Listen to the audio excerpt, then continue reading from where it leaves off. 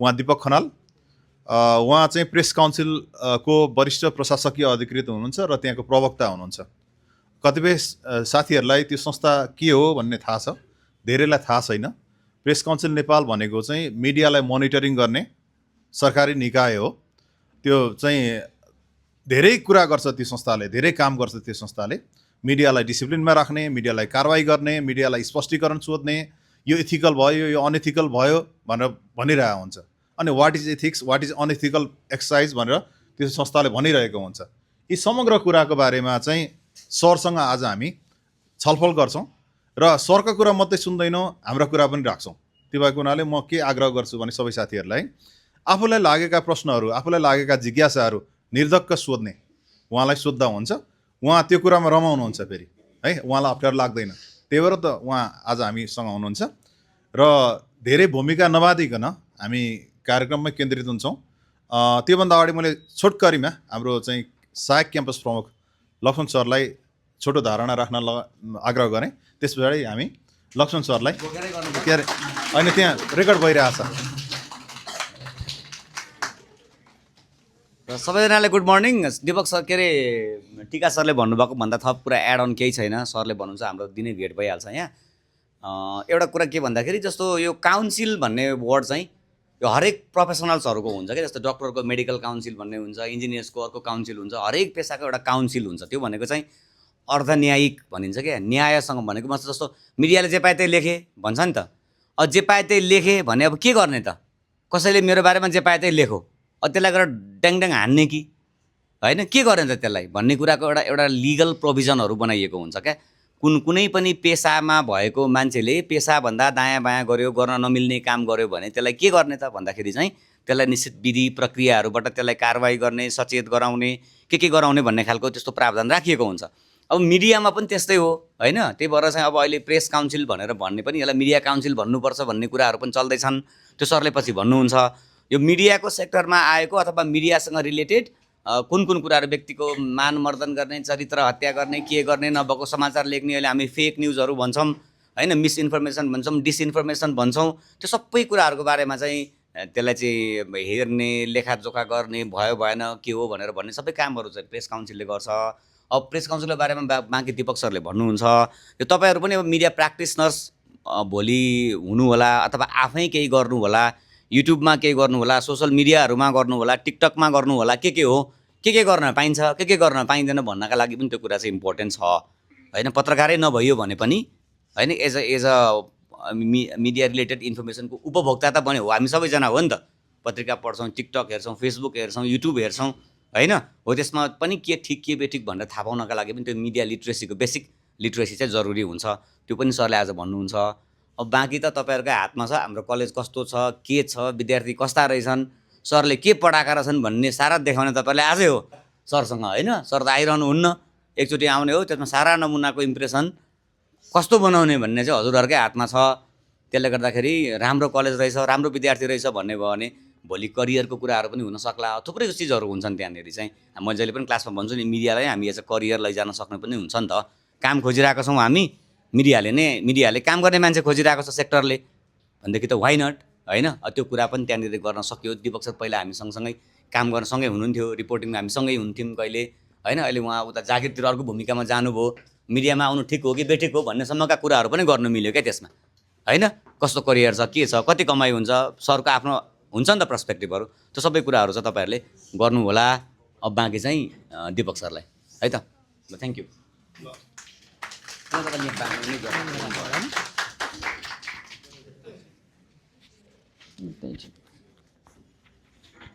Easy feel गर्ने खास गरी जो सेकेन्ड इयरको बोर्ड एक्जामको तयारीमा रहिरहेका साथीहरू यसो गर्दा पनि भयो नि त। ल कहदैन होला यति देखिँदैन सरको ठ्याक्कै फेरि मिल्ने खालको रहेछ क्या कलर। अटेर बस्ने भन्नुहुन्छ ए ल ल सर ल ल हुन्छ अहिले भेटौँ सर। अब त कोही आउनु छैन नि। ल अब साइलेन्ट हौँ। सरहरू त निस्किनु पो, सरहरूलाई एकदमै धन्यवाद भन्छु भन्दै थिएँ। हामी यहाँ टेक्निकल कुराले अलिकति अल्झ्यौँ। यो परिचय गर्न थाल्यो भने हामी धेरै लामो जान्छ। पछि तपाईँहरूले आफूलाई लागेको कुराहरू सरले भनिसक्नु निर्धक्क भएर सोध्न सकिन्छ है। म केही कुरा भन्छु, त्यो भनिसकेपछि तपाईँहरूले आफूलाई मनमा लागेको कुरा, किन हामी त पत्रकार बन्दैछौँ नि त, अथवा कम्युनिकेटर बन्दैछौँ के, सञ्चारकर्मी बन्दैछौँ। सञ्चारकर्मी पत्रकार बन्दाखेरि आफूलाई लागेको कुरा भन्न सकेन भने के सोध्ने? कुनै नेतालाई भेट्न गयो केही कुरा सोध्छु भने बोल्न सकेन त अर्थ छैन नि, होइन र? कुनै मिडियामा जोड्यो भने जागिरै जान्छ, फेरि त्यस्तो हुन्छ। त्यो कुरा भन्नु होला। प्रेस काउन्सिलको बारेमा सैद्धान्तिक कुराहरू तपाईँलाई थाहा पनि छ धेरैलाई जस्तो लाग्छ होइन, कोर्समा पनि छ, कतिपयलाई थाहा छैन भने पनि म त्यो भन्छु। तपाईँहरू first year, second year, third year होइन, फोर्थ होइन, चारै वर्षको हुनुहुन्छ है। त्यही भएर फेस देख्दाखेरि अब कोही अलि सिनियर कोही अलि जुनियर देखिन्छ है। अब एकजनाले भन्नु त प्रेस काउन्सिल भनेको के रहेछ र नेपालमा कस्तो छ भने कसले भन्नुहुन्छ? प्रेस काउन्सिल ल भन्नु त एकजनाले, जसले भने पनि हुन्छ।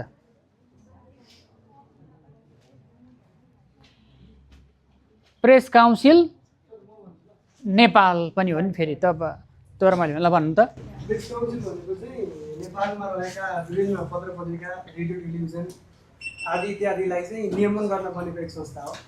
यसले चाहिँ कस्तो किसिमको समाचारहरू सम्प्रेषण भइरहेको छ, अनि त्यो समाचारमा सत्य तथ्य कतिको छ, कतिको इथिकल छ, त्यसमा कतिको प्रमाणसहित लेखिएको छ भनेर चाहिँ नियमन गर्ने र राम्रो छ भने त्यसलाई पुरस्कृत पनि गर्छ प्रेस काउन्सिलले। त्यो समाचार भ्रामक छ, हेड स्पिचहरू फैलाएको छ भने त्यसलाई दण्डित पनि गर्छ।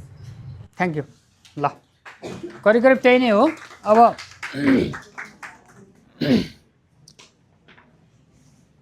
हाम्रो के नाम भन्नुभएको थियो हाम्रो सरले अघि? राहुल ढकाल। ए ल, राहुलजीले भन्नुभएको जस्तै नै हो। त्योभन्दा अगाडि के भन्छ भने प्रेस काउन्सिल नेपाललाई छोडेर, प्रेस काउन्सिल भनेको संसारमा, नेपाल मात्र नभएर विश्वमा रहेका त्यहाँका मिडिया अथवा भनौँ न आम सञ्चार माध्यम र पत्रकारलाई उनीहरूले राम्रो गरे कि गरेनन् अथवा कस्तो गरे भनेर वाच गर्ने क्या, हेर्ने। त निगरानी भन्छ नि, त्यो निगरानी भन्ने शब्द प्रयोग नगरौँ है, त्यसले नकारात्मकतिर पनि लान सक्छ। निगरानी र नियन्त्रण भन्नेतिर ध्यान दिनु भएन। नियन्त्रण गर्ने पनि होइन, निगरानी गर्ने पनि नाम, हेर्ने। जस्तो ट्राफिकले हिँडिरहँदाखेरि तपाईँहरूले चाहिँ साधन सही ट्र्याकमा प्रयोग गरेकै छैनौँ, गलत बाटोबाट हिँडिरहेछौँ कि सही बाटोबाट हिँडिरहेछौँ, ट्राफिक नियम पालन गरेछौँ भने ट्राफिकले हेरे जस्तै कि पत्रकारलाई चाहिँ यसले हेर्ने, वाच गर्ने काम चाहिँ काउन्सिलले गर्छ। मैले नेपाल भने होइन, प्रेस काउन्सिलले गर्छ है। यो सबैको कुरा गरेर, विश्वको कुरा गरेर प्रायः जसो देशहरूमा, धेरै जसो देशहरूमा प्रेस काउन्सिल छ। तर जहाँको पत्रकारिता चाहिँ उच्चतम ढङ्गले विकसित भयो, पत्रकारहरू मर्यादित छन्, अनुशासित छन्, सत्य तथ्य मात्रै सम्प्रेषण गर्छन्, सन्तुलित पत्रकारिता गर्छन् भन्ने देशहरूमा चाहिँ कतै प्रेस काउन्सिल छैन र कतै भएको प्रेस काउन्सिललाई पनि एक किसिमले भन्यो भने विघटन गरे जस्तो छ। जस्तो अमेरिकामा खासै प्रेस काउन्सिल अहिले छैन। बेलायतमा चाहिँ यो पत्रकारहरूले अथवा आम सञ्चार माध्यमले लेखेको विषयमा कम्प्लेन गर्ने क्या, उजुरी गर्ने अथवा गुनासो गर्ने त्यहाँ एउटा चाहिँ कमिसन छ होइन। त्यस्तै अब हाम्रो छिमेकी मुलुकतिर हेर्नु, भारतमा प्रेस काउन्सिल छ, अनि दक्षिण एसियाकै कतिपय देशहरूमा प्रेस कस्तो प्रकारको छ भन्ने कुरा चाहिँ दोस्रो कुरा, तर प्रेस काउन्सिल छ यी देशहरूमा। हाम्रो यहाँको जस्तो पाकिस्तान भनौँ, बङ्गलादेश भनौँ होइन, नेपालमा त नेपाल छँदैछ भनिहाल्नुभयो होइन, त्यस्तो प्रेस काउन्सिल छ। फेरि हाम्रै छिमेकी देश चिनमा चाहिँ प्रेस काउन्सिल हामीले जस्तै उल्लेख भएको प्रेस काउन्सिल छैन, तर त्यहाँको सरकारले चाहिँ फेरि अध्ययन, त्यहाँ चाहिँ एक किसिमको भने निगरानी हुन्छ फेरि त्यहाँ चाहिँ फेरि होइन, किन त्यहाँको राज्य प्रणाली नै फरक छ नि हाम्रो जस्तो अरू दक्षिण एसियाको देशको भन्दा होइन। त्यहाँ अलिकति कम्युनिस्ट शासन छ होइन, त्यहाँ जनताको गणतन्त्र छ, अझ त्यहाँ जनगणतन्त्र भन्छ। हाम्रो चाहिँ गणतन्त्र मात्रै होइन र, भारतमा गणतन्त्रमा त्यहाँ चाहिँ जनगणतन्त्र छ क्या। त्यहाँ छन् त अरू पार्टी, सानसाना पार्टी पनि छन्, अनि त्यहाँ चाहिँ कुनै पनि समाचार सम्प्रेषण गर्नु पर्दाखेरि पनि त्यहाँको सरकारलाई देखाएर गर्नुपर्ने हुन्छ क्या। राज्य सरकार, प्रदेश सरकारहरू हुन्छन्, ती सरकारहरूलाई देखाएर मात्र एक किसिमले भने नि उहाँहरूले ओके भनेपछि जान्ने, त्यस्तो हुन्छ। नेपालमा त्यस्तो छैन नि अहिलेसम्म होइन। हो त्यहाँको पनि तर प्रेस हेर्ने कमिसन चाहिँ छ, हेर्नु त चाहिँ उहाँहरूले हेर्नुहुन्छ, तर यसरी हाम्रै जस्तो चाहिँ उल्लेख भएको प्रेस काउन्सिलले भनेर त्यहाँ पनि छैन। किन मैले भने त्यहाँको राज्य प्रणाली फरक छ, फरक भएकाले त्यो भयो। अब नेपालमा चाहिँ प्रेस काउन्सिल संसारमा किन काउन्सिल आयो भन्दा अहिले मैले भने नि पत्रकार र सञ्चार माध्यमलाई पनि अनुशासित बनाउनको लागि यिनीहरूलाई हेर्न त कोही न कोही त चाहियो नि हैन र। त्यो हेर्नको लागि चाहिँ काउन्सिल चाहिन्छ भनेर संसारमा काउन्सिलको अवधारणा तपाईँले पढ्नु होला स्विडेनबाट आएको भनेर पढ्नु भएको होला हैन, सुन्नु भएको छ हैन। अनि यो कतिपय ठाउँमा चाहिँ फेरि पहिला काउन्सिल आउनुभन्दा केही प्रेस क्लबहरू पनि बनाएर, खास गरी त्यही स्विडेनमा क्लबहरू बनाएर पनि यसलाई चाहिँ पत्रकार र सञ्चार माध्यमलाई चाहिँ हेर्ने, उहाँहरूको बारेमा जानकारी लिने, अथवा उहाँहरू मर्यादा बाहिर जानुभयो हैन, अनुशासन बाहिर जानुभयो भने यसो गर्न हुन्न है भन्ने जानकारी गराउने त्यो काम चाहिँ काउन्सिलले गर्छ। र एउटा तपाईँको प्रष्ट दिमागमा के प्रष्ट हुन पर्यो के अरे अवधारणामा भने सोचाइमा काउन्सिलको काम भनेको फेरि प्रहरीले जस्तो थुन्ने काम कहीँ पनि गर्दैन, कहीँको काउन्सिलिङ गर्ने। पत्रकारलाई अहिले भन्यो नि बरु काउन्सिलिङ गर्ने, सही गलत के छ भनेर चाहिँ उहाँहरूलाई सम्झाउने बुझाउने त्यो काम गर्ने हो। र नेपालको काउन्सिलले पनि त्यही गर्ने हो। अहिले तपाईँको प्रश्न पनि आउला, त्यो क्रममा नै भनौँला, कारबाहीको चरण पनि भनौँला होइन। र अनि संसारमा त्यो सोचाइले काउन्सिलको स्थापना भयो। र नेपालमा अब हामी नेपालमा आउँछौँ, नेपालमा पनि प्रेस काउन्सिल छ। यो कसरी भयो त? जसरी संसारमा प्रेस काउन्सिल चाहिन्छ पत्रकार र सञ्चार माध्यमलाई हेर्नको लागि अथवा उहाँहरूलाई सही ठाउँमा ल्याउनको लागि अथवा उहाँलाई मर्यादित बनाउनको लागि अथवा उहाँका दुःख पीडा पीर मर्का बुझ्नको लागि भनेर जसरी चाहिँ भयो, त्यसरी नेपालमा 2014 सालमा एउटा प्रेस कमिसन, तपाईँले सम्झिँदा नि हुन्छ, प्रेस कमिसन भन्ने गठन भएको थियो। कमिसन त्यो बेलाको मुख्य न्यायाधीश कृष्णप्रसाद चापागाई हैन, उहाँको नेतृत्वमा प्रेस कमिसन भन्ने एउटा चाहिँ गठन भएको थियो। त्यो कमिसनले चाहिँ 15 सालमा रिपोर्ट बुझायो, आफ्नो प्रतिवेदन बुझायो।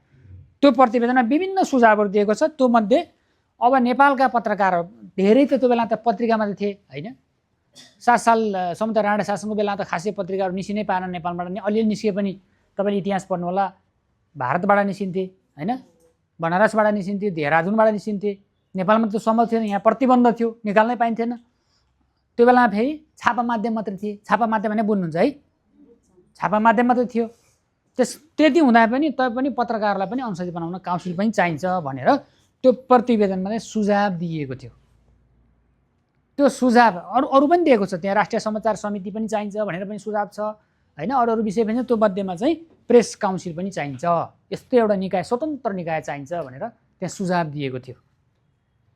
आचार संहिताको पाटो यसमा जोडिन्छ अहिले भनौँला। त्यही भित्र चाहिँ फेरि यो काउन्सिल सँगसँगै पत्रकारलाई पालना गर्नलाई आचार संहिता पनि चाहिन्छ भनेर 17वटा बुँदा पनि बनाएर त्यहाँ चाहिँ सुझावमा दिएको थियो। नमुना आचार संहिता त्यसरी दिएको थियो, हेर्नुभयो नि। तर भइदियो के भने 15 सालमा त सुझाव दियो, सायद त्यो सरकारले त्यो बेलाको बिपी कोइरालाको प्रधानमन्त्रीको सरकारले काउन्सिल गठन गर्न पनि सक्थ्यो होला अथवा के गर्थ्यो। 17 सालमा फेरि राजनीति परिवर्तन भयो। राजनीति इतिहासको विषयमा तपाईँहरू जानकार कतिको हुनुहुन्छ। 17 सालमा फेरि त्यो बेलाको राजाले जननिर्वाचित सरकारलाई अपदस्थ गरेर हैन, उदाहरण ठ्याक्क नेचर त त्यस्तो नै, उदाहरण जस्तो अहिले पनि अहिलेको प्रधानमन्त्रीलाई जेनजी आन्दोलनले अपदस्थ गरे जस्तै के। तर यो चाहिँ आन्दोलनको ठुलो पाटो भयो। त्यहाँ चाहिँ फेरि राजाले निरङ्कुश रूपमा अपदस्थ गरेर आफ्नै सरकार बनाइसकेपछि, आफ्नै अध्यक्षतामा आफूले चाहेको सरकार बनाइसकेपछि सायद त्यो बेला यो काम रोकियो। राजनीति परिवर्तनको कारणले यो काम अगाडि बढ्न पाएन होला भनेर विश्लेषण गर्नु पर्यो हैन। तर पनि फेरि पछि 23, 24, 25 सालतिर आएर प्रेस सल्लाहकार समिति परिषद बन्यो। नयन बहादुर खत्रीको नेतृत्वमा, नाम सुन्नुभएको छ? उहाँ पनि न्यायाधीश हुनुहुन्थ्यो त्यो बेला हैन, प्रमुख न्यायाधीश हुनुहुन्थ्यो। उहाँको नेतृत्वमा प्रेस सल्लाहकार समिति भन्ने बनिएको छ। त्यो बिचमा पनि त्यो सल्लाहकार समितिले पनि आचार संहिताको नमुना बनाएको छ है। म यसको हिस्ट्रीमा आउँदैछु अनि त्यसपछि अरू पनि छलफल गर्छौँ। हिस्ट्री तपाईँले पहिला कुरो हिस्ट्री बिर्सिनु भएन। त्यसपछि त्यही बिचमा फेरि त्यसको नाम सल्लाहकार, प्रेस सल्लाहकार परिषद बनाएको छ। अब त्यही परिषदलाई अब 2027 साल, डेट सम्झिनलाई, 2027 साल असोज 6 गते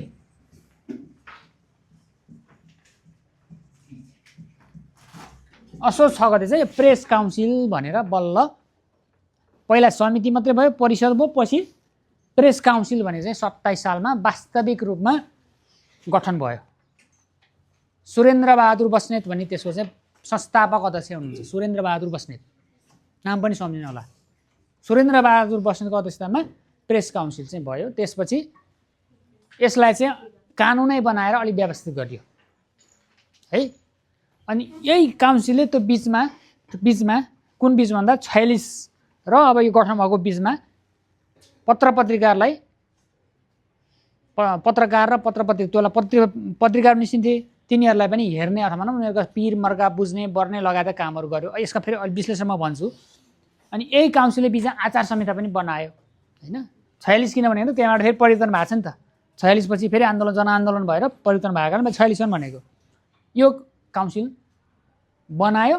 र एउटा आरोप के छ भने, आरोप भने पनि कतिपयले चाहिँ तथ्य पनि भन्छन्। त्यो बेलाका वरिष्ठ पत्रकारहरूसँग अहिलेसम्म काम गरिरहनु भएका त्यो बेलादेखि काम गरिरहनु पत्रकारको कुरा सुन्यो भने उहाँहरूले पनि भन्नुहुन्छ त्यो बेला फेरि त्यो बेलाको राज्य सत्ता राजतन्त्रात्मक थियो, राजाको प्रत्यक्ष शासन थियो होइन। 46 त्यो अझ 15बाट सुरु भएको नि, तैपनि त राजाले त्यो बेला नभ्याएर चाहिँ त्यही बिचमा फेरि 27 साल भन्दै 11-12 वर्षपछि चाहिँ काउन्सिल त गठन गर्नुभयो होइन। त्यो राजाको सरकारले गर्यो भनौँ न होइन, नभ्याएकै रहेछ भन्ने बुझ्यो। त्यो बिचको राजनीति अस्थिरताले गर्दा के मिलाउनु पर्ने थियो होला होइन। टाकन टोकन अहिलेको जस्तै अहिले पनि भर्खर सरकार बन्यो, हिजो मात्र 4वटा मन्त्री बनिएका छन्, अस्ति मात्र होइन। हिजो कि अस्ति मात्र होइन भने जस्तै त्यही सरकारले बनायो, पञ्चायतकालको सरकारले। तर पनि त्यो के आरोप छ भने अथवा के भन्छन् अथवा के भन्नुहुन्छ उहाँहरू भने त्यो बेलाको प्रेस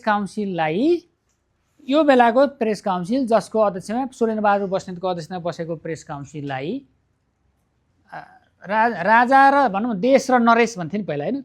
देश र नरेशको पक्षमा अथवा त्यो बेलाको राज्य प्रणालीको पक्षमा लेख्नेहरूलाई चाहिँ अलिकति माया गरियो होइन, सेवा सुविधा पनि दिइयो।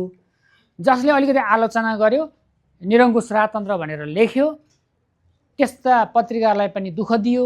त्यो बेलाको अञ्चलाधीश लाएर केरकार गरिन्थ्यो, अहिले हामीले चाइनामा भने जस्तै सेन्सर गराइन्थ्यो।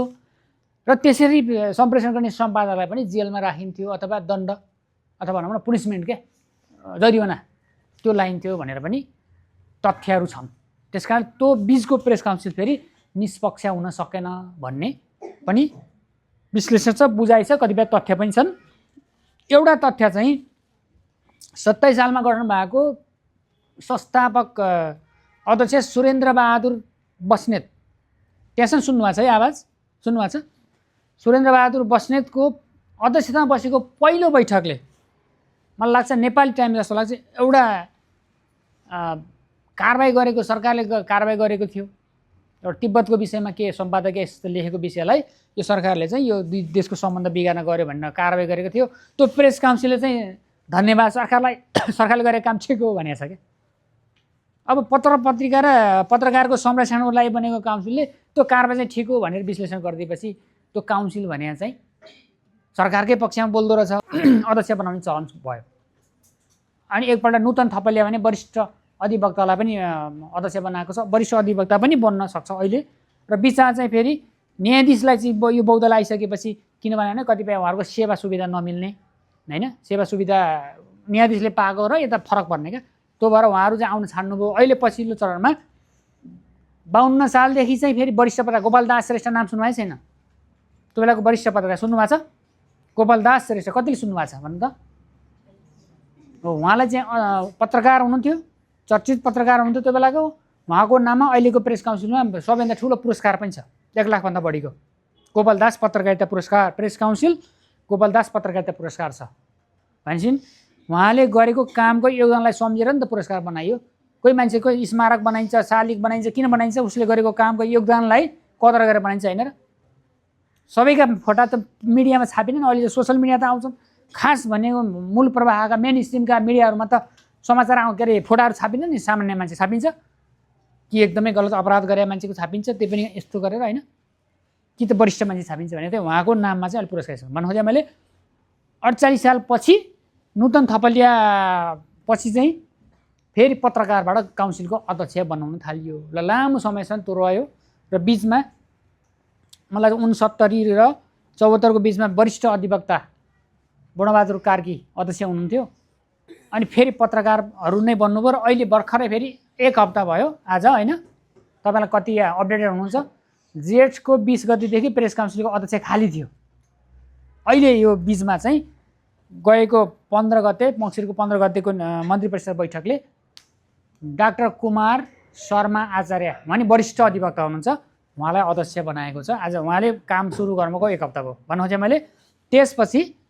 काउन्सिलमा फेरि कहिले पत्रकार कहिले वरिष्ठ अधिवक्ता अध्यक्ष हुने प्रचलन छ पहिला न्यायाधीश हुनुहुन्थ्यो न्यायाधीशको कारण मैले तपाईँलाई किन नभए भनेर बताएँ होइन त प्रायः चाहिँ न्यायाधीशहरूको सेवा सुविधा वा त अदालतमा त सुरक्षा हुन्छ सेवा सुविधा बढी हुन्छ काउन्सिल भने त्यस्तो होइन नि त त्यो नभएपछि नमिलेर उहाँहरू प्रायः नियुक्ति एकपटक सरकारले नियुक्त गरेको पनि उहाँहरू नियुक्ति के अरे त्यो बहाली हुने पत्र लिनै आउनु भएन त्यस्तो अवस्था भनेपछि अब मैले यहाँ जोड्नु खोजेँ त्यसपछि यहाँ काउन्सिलमा वेबसाइटमा जानु सबै कुरा छ काउन्सिलको प्रेस काउन्सिल नेपाल .gov.np मा जानु भने सबै कुरा त्यहाँ छ सबै कुरा पढ्न पाइन्छ दिनदिनै अब तपाईँहरू जाँच पनि दिनुपर्छ भोलि पत्रकार पनि बन्नुपर्छ पत्रकार भने कम्युनिकेटर बन्नुपर्छ यसको पनि समय रह्यो भने के छ स्कोप भन्यो भने छोटो हामी 2-3 मिनट छलफल गरौँला अहिले होइन यो सकेपछि भने त्यहाँ सबै कुराहरू उल्लेख गरेको छ र अहिले चाहिँ पत्रकारहरूको प्रतिनिधित्व बढी चाहिँ अध्यक्ष वकिल अथवा पत्रकार हुनुहुन्छ त्यसपछि अरू नै पत्रकारहरू नै त्यहाँ सदस्य हुने प्रचलन छ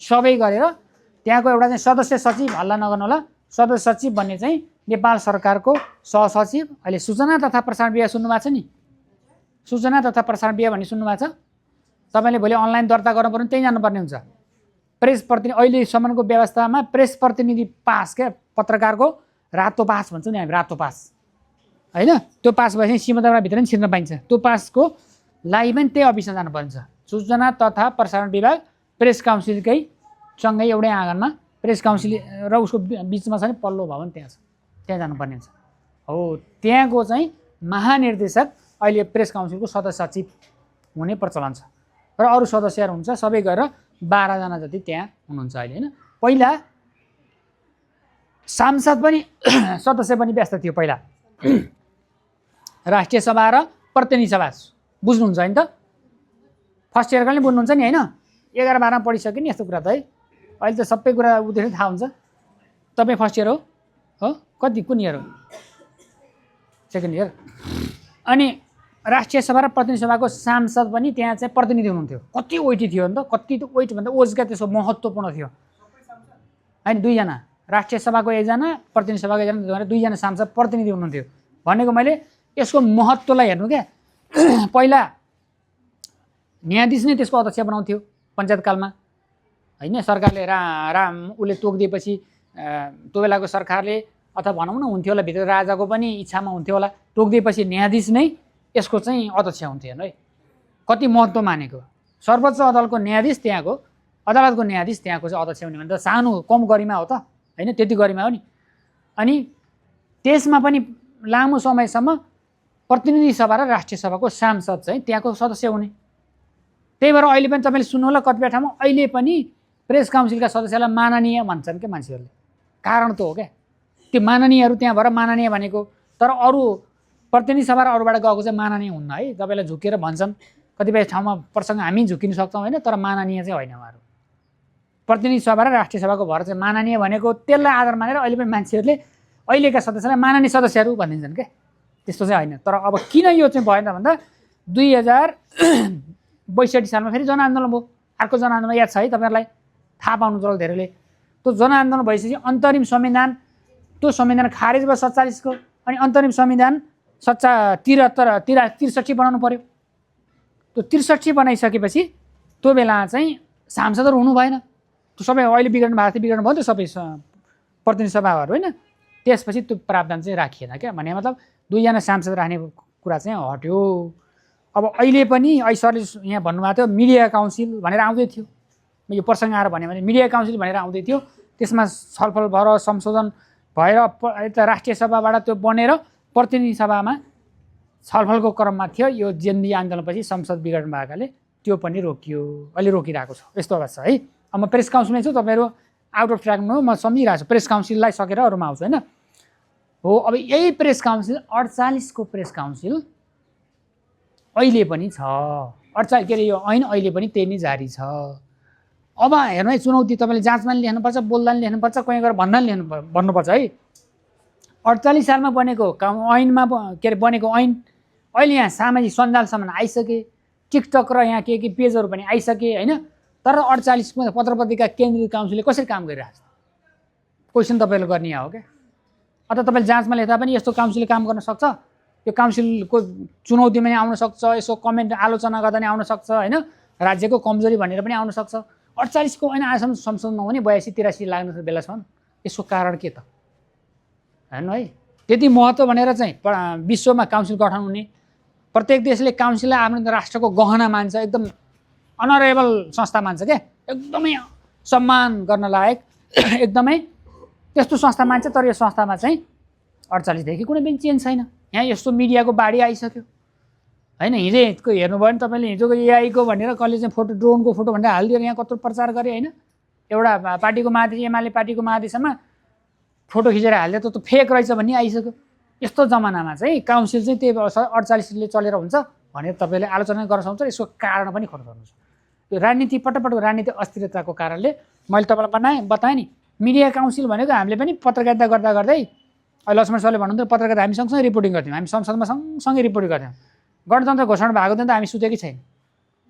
2065 सालमा जेठ 15 गते गणतन्त्र घोषणा हुँदा हामी त्यहीँ अनिदो रातैभरि जागराम बसेर समाचार लिएर घर गएको भने त्यसरी चाहिँ हुने यो संस्था होइन। भने त्यो बेलादेखि नै मिडिया काउन्सिल चर्चा हुन्थ्यो क्या, 60 साल 62 सालदेखि नै। तर आजको दिनसम्म आएको छैन। अस्ति पनि आयो, फेरि त्यो संसद बिग्रेर भएपछि मर्या जस्तै मृत्यु भयो होइन र। त्योभन्दा पहिला पनि थियो त्यस्तै संसद बिग्रेर केपी बाले चाहिँ बिग्रन गर्दा त्यो पनि मृत्यु भयो। 2 पटकसम्म यसको चाहिँ के मृत्यु भन्नेलाई होइन, गर्भपतन त भन्न मिलेन होइन। अब गर्भपतन भन्न त पुरै जन्मिनै सकेको थियो भन्न मिलेन। तर यसको चाहिँ अब सैद्धान्तिक मृत्यु भयो भनौँ न होइन। हो यो काउन्सिलमा चाहिँ सबै कुरा समेटेको थियो। अहिले काउन्सिलमा त्यो मिडिया काउन्सिलमा कतिपय कुरा त विवादी पनि छन्, प्रशासनिक हिसाबले विवादी पनि छन्। तर त्यसमा अहिलेको सोसल मिडिया के अरे यो अनलाइन समेतलाई पनि समेट्नुपर्छ हेर्नुपर्छ भनेर त्यहाँ थियो क्या उल्लेख। तपाईँले ड्राफ्ट त्यो पनि छ काउन्सिलको वेबसाइटमा होला अथवा संसदको वेबसाइट पनि हेर्न सक्नुहुन्छ है। पढ्ने मान्छेलाई चाहिँ इसारा भए काफी हुन्छ, पढिहाल्छ पढ्ने मान्छेले है। फेसबुक अरूमा दुनियाँहरू खबर हेर्नुभन्दा नलेज ज्ञान दिने कुरा चाहिँ पढ्नु पऱ्यो। अरू कुरा त कति छन् नि होइन। खरेले के बढाएर ल्याउँछ होइन, त्यो सबै त्यसो पछि लाग्छ साथी लाग्छ र होइन र। फोहोरको पछि हामी लाग्दैन, हामी त सफा त्यहाँभित्र नै खरेले पनि के चाहिँ सफा कुरा ल्याएर हेर्ने हो क्या। अनि यो अहिलेको बाढी नै बाढी सोसल मिडियामा बाढी नै बाढी छ नि एक खालको होइन। यसको नाममा छ नि, त्यहाँ राम्रा कुरा नि छन्, धेरै नराम्रा कुरा नि छन्। अनि हामी चाहिँ मान्छेको जाति त्यस्तो के हो होइन र, हामीलाई चाहिँ राम्रोभन्दा नराम्रो कुराले तान्छ क्या बढी होइन र, के कसो होइन। कोही मान्छे चिटिक्क परेर हिँडेको छ, त्यसले राम्रो चिटिक्क परेको हामी देख्दैनौँ, त्यहाँ अलिक चराले थोरै फोहोर गर्दा त फोहोर देख्छौँ हामी क्या नि, हो कि ल भन्नु त। हाम्रो कमजोरी क्या, मेरो नि कमजोरी होला नि त्यो। अथवा यो पृथ्वी लोकका मान्छेको सबै कमजोरी त्यही हो कि यस्तै भनेर पठाइदिया हो कि माथि भगवान्ले तल होइन, पनि थाहा छैन भने त्यस्तो हुन्छ भने त्यो मिडिया काउन्सिल पनि अहिले यो कारणले चाहिँ अब कोमामा भोलि अब फेरि संसद पुनर्स्थापना भएछ भने फेरि त्यो पनि कुरा छ है। भएछ भने त्यो पनि जन्मिन सक्ला, भएन भनेर फेरि चुनाव भएर फेरि संसद जन्मियो भने फेरि नयाँ ढङ्गबाट जन्माउनुपर्छ। त्यस कारण अहिलेको अवस्थामा काम गर्ने यही थोत्रो क्या, भए पनि त्यही नभए पनि त्यही उही के होइन। नयाँ साधन नहुँदाखेरि पुरानो साधन प्रयोग गरेर भने जस्तै यही काउन्सिलले काम गर्नुपर्ने अवस्था छ हेर्नु है। यो सक्छु अनि तपाईँको कुरा पनि सुनौला। अब कसरी यसले काम गरेछ त भने तपाईँलाई जिज्ञासा त मनमा आयो होला। चुनाव भयो 64मा चुनाव भयो, कसरी हेर त काउन्सिलले होइन। 70मा भयो, 74मा भयो, अस्ति 80-81मा स्थानीय र उपचुनाव भयो, कसरी हेर त काउन्सिलले भनी तपाईँलाई जिज्ञासा छ नि। हो त्यो अर्को व्यवस्था नभएसम्मको लागि त्यो भएर 64मा पहिलो संविधान सभाको चुनाव भएको कतिलाई याद छ सम्झिनुहुन्छ? तपाईँहरू सानसानै हुनुहुन्थ्यो होला है, सरलाई याद छ? 64मा संविधान सभाको चुनाव हुँदाखेरि पनि त्यो बेला चाहिँ अब टिभी रेडियो त पछि जन्मिए। 42 सालमा टिभी आयो, रेडियोहरू चाहिँ खास गरी 47 पछाडि आए। अझ भन्यो त 50को दशकमा एफएम रेडियो र बढी आए होइन। त्यो बिचमा पनि यो ऐन संशोधनै भएको छैन है, ऐन संशोधनै भएको छैन। अनि 64मा त फेरि रेडियोको मोनिटरिङ गर्न पर्यो, अनुगमन गर्नु पर्यो क्या, वाच गर्नु पर्यो क्या रेडियो र पत्रकारलाई। अनि हिजो अहिले त ड्रोनको भनेर त्यस्तो फेक फोटो हालिदियो भने फेक कुरा हालिदिनु सक्थ्यो नि त्यो बेला होइन। त्यो कुराले के गर्न सक्थ्यो भने मतदाताहरू प्रभावित हुन सक्छन् क्या। त्यस कारण काउन्सिलले चुनावको बेलामा बढी चुनाव पनि अहिले घोषणा भाषा आउँदैछ काउन्सिलले बढी वाच गर्नुपर्ने कुरा चाहिँ जति बेला पनि यो कुरा नराख है मतदान सम्पन्न नहुन्जेल भन्नको कारण त्यो मतदाता प्रभावित हुन सक्छ तपाईँ हामी प्रभावित हुन सक्दैनौँ हामी कति यहाँ रवि भनेर प्रभावित छौँ होला बालेन भनेर प्रभावित छौँ हर्कबहादुर के अरे हर्कबहादुर होइन त हर्क साङपाङ भनेर प्रभावित छन् म नि हुन सक्छु होइन प्रभाव पार्न सक्छन् किन भन्दा देखेको कुरा दिमागमा ठोकेपछि नै प्रभाव हुने हो होइन र तपाईँले मलाई आज देख्नुभयो बल्ल पो सम्झिनुहुन्छ नदेखा त के थाहा थियो होइन तपाईँले यतिका मान्छे देखेँ कतिपय मान्छे बिर्सिनु सक्छु कति सम्झियो भने देखेपछि नै सम्झियो त होइन र भने जस्तै त्यो मिडियामा आउने कुरा पनि देखेपछि पढेपछि नै दिमागमा ठोकिन्छ अनि प्रभावित हुने त हो तर चुनावको बेलामा मानिस प्रभावित हुन्छ भनेर चुनावमा मतदान हुनुभन्दा अगाडि कुनै पनि मिडियाले त्यो मतदान सम्पन्न नभएर त्यो बुथ चाहिँ सम्बन्धित ठाउँमा लगेर नथन्क्याएसम्म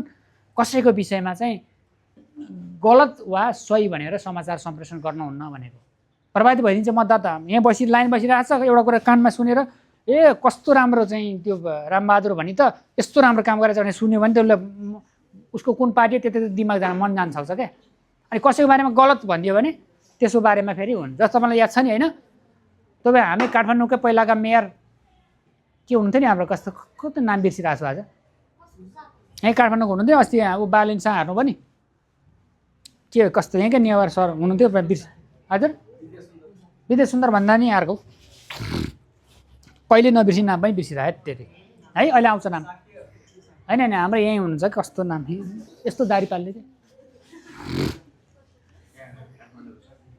जस उहाँको विषयमा नाम आउँछ त नबिर्सिने नाम हो कहिले काहीँ यस्तो दिमाग यस्तै भइदिन्छ क्या डल अनि त्यो उहाँको विषयमा चाहिँ चुनाव हुँदैछ भाइरल बनाइदियो क्या पुरानो केस लिएर एउटा दुईजना महिलाहरूले चाहिँ कुराहरू भाइरल बनाइदिए क्या त्यो भएपछि उहाँको मत प्रभावित भयो हो त्यसकारण मैले जोडिरहेको छु 64मै छु है म फेरि त्यस कारण 64को चुनावमा पनि पहिलो संविधान सभाको चुनाव हुँदा रेडियोहरूको अनुमान गर्नलाई काउन्सिलको ऐन त पुरानै छ तर कसरी गर्ने भने नेपाल सरकारले त्यो बेलामा अर्को व्यवस्था नभएसम्म रेडियो र टिभीको अथवा विद्युतीय सञ्चार माध्यमको अनुगमन गर्न सक्ने मोनिटरिङ गर्न सक्ने भनेर सर्कुलर भनौँ एक खालको चाहिँ आधिकारिक पत्र दिएबाट त्यो आधारमा गर्यो है तपाईँले लेख्ने कुरा पनि सुन्ने कुरा बुझ्ने कुरा है किन गर्यो भन्दा के अरे किन भन्दा 48को ऐन छ परिवर्तन भएन यो छापा केन्द्रित छ तर पनि यो 48 के अरे 2064को चुनावको कसरी अनुगमन गर्यो भन्दा त्यसरी गरेको छ त्यस्तै 80 के अरे 70 र 74मा पनि अब अनलाइन आइसक्यो फेरि हेर्नुहोस्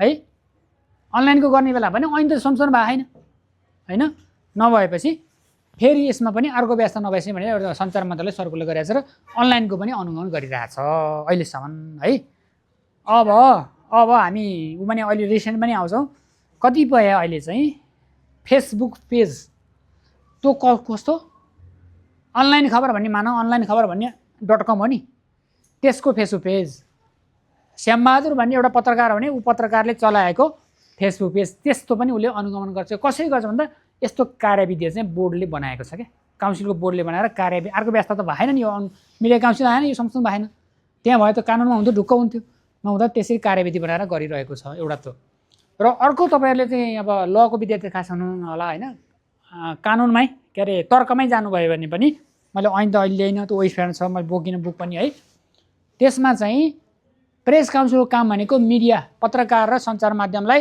मर्यादित बनाउने भनेको छ क्या यो मानव 64को सर्कुलर पनि सरकारले दिएन 72को सर्कुलर पनि सरकारले दिएन होइन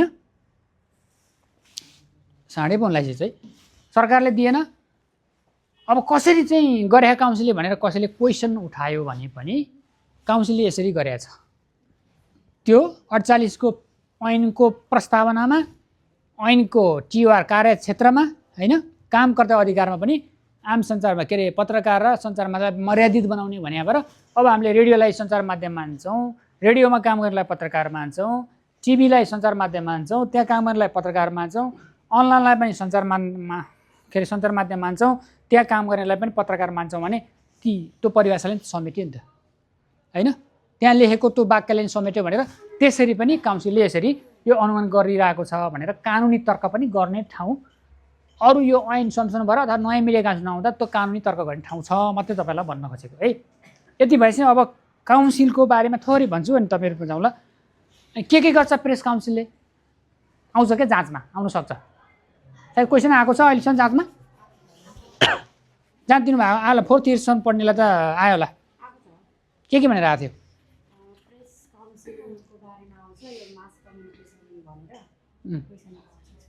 काउन्सिलको काम कर्तव्य के हो भनेर आउँछ कि चुनौती भनेर आउँछ कि के गर्छ भनेर आउँछ? हो ल ठिक छ ल। अब तपाईँलाई टिप्सै भयो है त, सम्झिनु भयो र प्रायः सम्झेको राम्रो है। अब प्रेस काउन्सिलले गर्ने काम 1 नम्बरमा है कुनै पनि कुरा महत्त्वपूर्ण कम महत्त्वपूर्ण भन्ने हुन्छ नि होइन र? तपाईँ समाचार उल्टो पिरामिडबाट लेख्दा पढिसक्नुभयो, 11-12मै पढ्नु होला, कतिपय त 11-12 नपढाइ हुनु होला होइन। उल्टो पिरामिड भन्छ क्या, त्यहाँ चाहिँ महत्त्वपूर्ण माथि लेखिन्छ अनि अनि त्यसभन्दा महत्त्वपूर्ण सबैभन्दा महत्त्वै नभएको क्या, पेज भर्नको लागि मात्रै हारेको महत्त्वै नभएकोलाई चाहिँ पुछारमा राखिन्छ भनेर चाहिँ समाचार लेख्दा पढ्नु होला होइन। त्यो किन राखेको भन्दा भोलि सम्पादक पहिलापालि त्यस्तो चलन थियो नि त, सम्पादकले त काट्दै जान्थ्यो अनि महत्त्वपूर्ण पुछारमा आयो भने त काट्दाखेरि मूल कुरो काटेर जाने भयो नि त होइन र? दही मर्दाखेरि घिउको डल्लो त आएपछि टक्क घिउ हुन्छ नि होइन, त्यो तेल लिइन्छ कि तेल लिएर पानी अथवा ल्यास भयो नि त घिउ नै आउँदैन नि होइन, मोइमेल टाँसिजान्छ भने जस्तै त्यो समाचारको पनि माथि कामै नलाग्ने कुरा माथि राख्यो भने त काट्दाखेरि तलको कुरा चाहिँ काट्यो, महत्त्वपूर्ण काम लाग्ने कुरा माथि गरेर समाचार यता नहुँदा कि केही नै अर्थ नपर्थ हुन्छ भनेर त्यस्तो गर्थ्यो भने जस्तै यसमा पनि काउन्सिलको महत्त्वपूर्ण भन्दा एउटा तपाईँले भन्नु पऱ्यो, यसले अहिलेसम्मको काउन्सिलले गर्ने पहिला कुरा आचार संहिता बनाउँछ, पत्रकार आचार संहिता बनाउँछ र त्यो आचार संहिताको पालना भए नभएको अनुगमन गर्छ भन्नु पऱ्यो। मोनिटरिङ अहिले भन्नुभएको थियो नि, मोनिटरिङ गर्छ। पहिलो लेख्दाखेरि पनि 1 नम्बरमा महत्त्वपूर्ण बुँदा यसरी लेख्नु पऱ्यो कि यसले चाहिँ आचार संहिता बनाउँछ। अहिले मैले भने 15 सालमा कमिसनले नमुना दियो, त्यसपछि 20 को दशकमा आचार संहिता बने, 30 को दशकमा नि बनेका छन्, त्यसपछि 48 सालपछि पनि आचार संहिता र काउन्सिल र नेपाल पत्रकार महासङ्घले एक्लै बनाउँथे। 50 को दशकमा खास गरी 49 पछि अनि संयुक्त आचार संहिता चाहिँ संहिता बनाउन थाले र 55 सालमा चाहिँ संयुक्त आचार संहिता जारी गरेका छन्। दुईटै मिलेर यो आचार संहिता बनाएका छन् के। र अहिले पछिल्लो आचार संहिता त्यो बिचमा 60मा 64मा पनि भएको छ नि, यो तपाईँले हेर्नु होला वेबसाइटमा छ। यो पछिल्लो आचार संहिता 2073मा बनेको, यसमा पनि 76मा संशोधन भइसक्यो। अब पनि यसमा संशोधन हुनुपर्छ भन्ने आवाज आइरहेछ, हुनुपर्ने अवस्था पनि छ। यो चाहिँ पत्रकार महासङ्घ सुन्नुभयो होइन त, पत्रकार महासङ्घ र प्रेस काउन्सिल नेपालले मिलेर जारी गरेको संयुक्त आचार संहिता। यहाँ पत्रकारले के गर्न हुने के गर्न हुने छ मजाले तपाईँले देख्नुहुन्छ। तपाईँ हाम्रोमा भिजिट गर्दा नि पाउनुहुन्छ, अफिसमा आएर प्रेस काउन्सिल अफिस एयरपोर्टको छेउमा छ, तिलगङ्गा नपुग्दै बिचमा होइन। यहाँ पत्रकारले के गर्ने के नगर्ने भन्ने कुरा छ, त्यो पनि गर्न सक्नुहुन्छ। अनि यो आचार संहिता चाहिँ पछिल्लो आचार संहिता है। अनि यस्तै यो आचार संहितालाई नै आधार मानेर 4वटा निर्देशिका बनिएको छ, सम्झि जानु है। 4वटा मध्ये 1 नम्बरमा छु है, 1 नम्बरमै छु। 4वटा निर्देशिका जारी भएको छ। एउटा निर्देशिका छ बालबालिका मैत्री आचार सञ्चार निर्देशिका। समाचार लेख्दाखेरि बालबालिकाको विषयमा ध्यान दिएर यो कुरा चाहिँ के कुरामा ध्यान दिने भनेर त्यसमा केन्द्रित छ होइन। बालबालिकाको चाहिँ अहिले तपाईँ देख्नुहुन्छ कति आचार संहिता बेल छ, भर्खर जन्मिएको के अरे ऊ बोल्न थालेको अथवा टुकुटुकु हिँड्ने बच्चाको पनि कुरा सोधिदिया हुन्छ होइन। त्यो कसैको अनुमति त्यो आचार संहिता विपरीत हो। मानव कहीँ आमा बुवाको झगडा परेको छ, त्यो बच्चाको कुरा सोधेर हालिदिया हुन्छ। त्यो पनि कसैको आमा बुवा बित्नुभयो अथवा के घटना पर्नु त्यो कस्तो लागिरहेछ के छ भनेर हालिदिया हुन्छ, त्यो पनि गलत छ। हो बालबालिका विषय लिएर पनि ध्यान दिनुपर्छ भन्ने त्यो निर्देशिकामा छ। त्यस्तै अर्को महिला उत्तरदायी सञ्चार निर्देशिका भन्ने छ। महिलाहरूको विषयमा जथाभावी लेख्न पाइन्न नि होइन, लेख्न त कसैको विषयमा पनि पाइन्न। त्यही माथि अझ महिलाहरूलाई विशेष प्राथमिकता दिएर त्यस्तो आचार संहिता बनाइएको छ। यहाँ त महिलाहरूलाई विज्ञापनमा तपाईँले अहिले त अलिक कम छ, पहिलापालि देख्नुहुन्छ नि महिलाहरूलाई विज्ञापनमा नि प्रयोग गर्छ होइन। आधारार्थीमा नि तत्र ममा भनेर एकदम हेपेर दिन्थ्यो नि, अहिले अलिक कम भएको छ। यो चाहिँ हामीले यस्तै गर्दा अथवा मान्छे सचेतना बढ्दै गएर भएको कम भएको त्यो कमी छ। अर्को अपाङ्गता मैत्री आचार संहिता छ। त्यो अपाङ्गता शारीरिक रूपमा विभिन्न कारणले अपाङ्गता हुनुभएको छ, उहाँहरूको विषयमा चाहिँ जथाभावी सम्प्रेषण गर्न पाइन्न। मैले कोडमा भन्छु, तपाईँ हेर्नु होला कतिपय मिडियाले यो लङ्गडो सरकार भनेर लेखेको हुन्छ, त्यो भन्न पाइन्न। एउटा सरकारलाई चाहिँ लेख्नु छ भन्दामा त्यो शारीरिक रूपमा कमजोर भएको व्यक्तिलाई चाहिँ उपेक्षा गर्न पाइन्छ? पाइन्न नि। कसैको चाहिँ दृष्टि छैन, दृष्टिविहीन हुनुहुन्छ होइन, कसैको श्रवण शक्ति छैन, उहाँहरूलाई चाहिँ बहिरो भनेर लेखिरहेको छ त्यो भन्न पाइन्न, अन्धो भनेर भन्न पाइन्न, त्यो भन्न पाइन्न नि। ती कुराहरू त्यो आचार के अरे निर्देशिकामा छ, यहाँहरूले त्यो पनि हाम्रो उमा छ, हेर्न सक्नुहुन्छ है, त्यही हेर्नलाई। अर्को चाहिँ ज्येष्ठ नागरिक मैत्री आचार सञ्चार निर्देशिका भन्ने छ। वृद्धा भन्दा ज्येष्ठ नागरिक भन्नुपर्छ भन्ने छ, बुढाबुढी भन्न पाइन्न, हेपेरै बुढो भन्छ नि होइन, घरमै आफ्नै बुढालाई बुढो भन्नु त फरक कुरा हो घरभित्र होइन, बुढाबुढी भन्ने होइन त, तर अरूलाई त्यसरी हेपेर भन्न पाइन्न, त्यसले त्यो उल्लेख छ भने यी कुराहरू छन्। हो तपाईँलाई पहिला के रहेछ, काउन्सिलको 1 नम्बर काम भनेको आचार संहिता जारी गर्ने र अनुगमन गर्ने, अनि पत्रकारहरूको विषयमा पनि के गलत गर्यो के सही गर्यो त्यो विषयमा वाच गर्ने।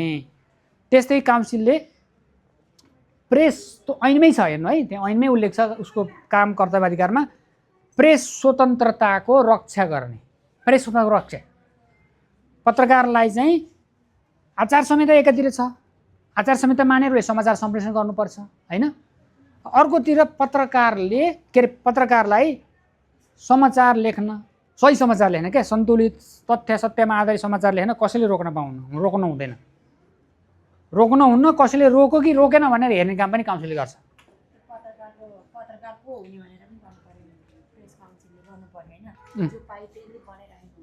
ठिक छ, हो अहिले आउँछु, म सक्छु, अब तपाईँको कुरा सुन्नै पाएन।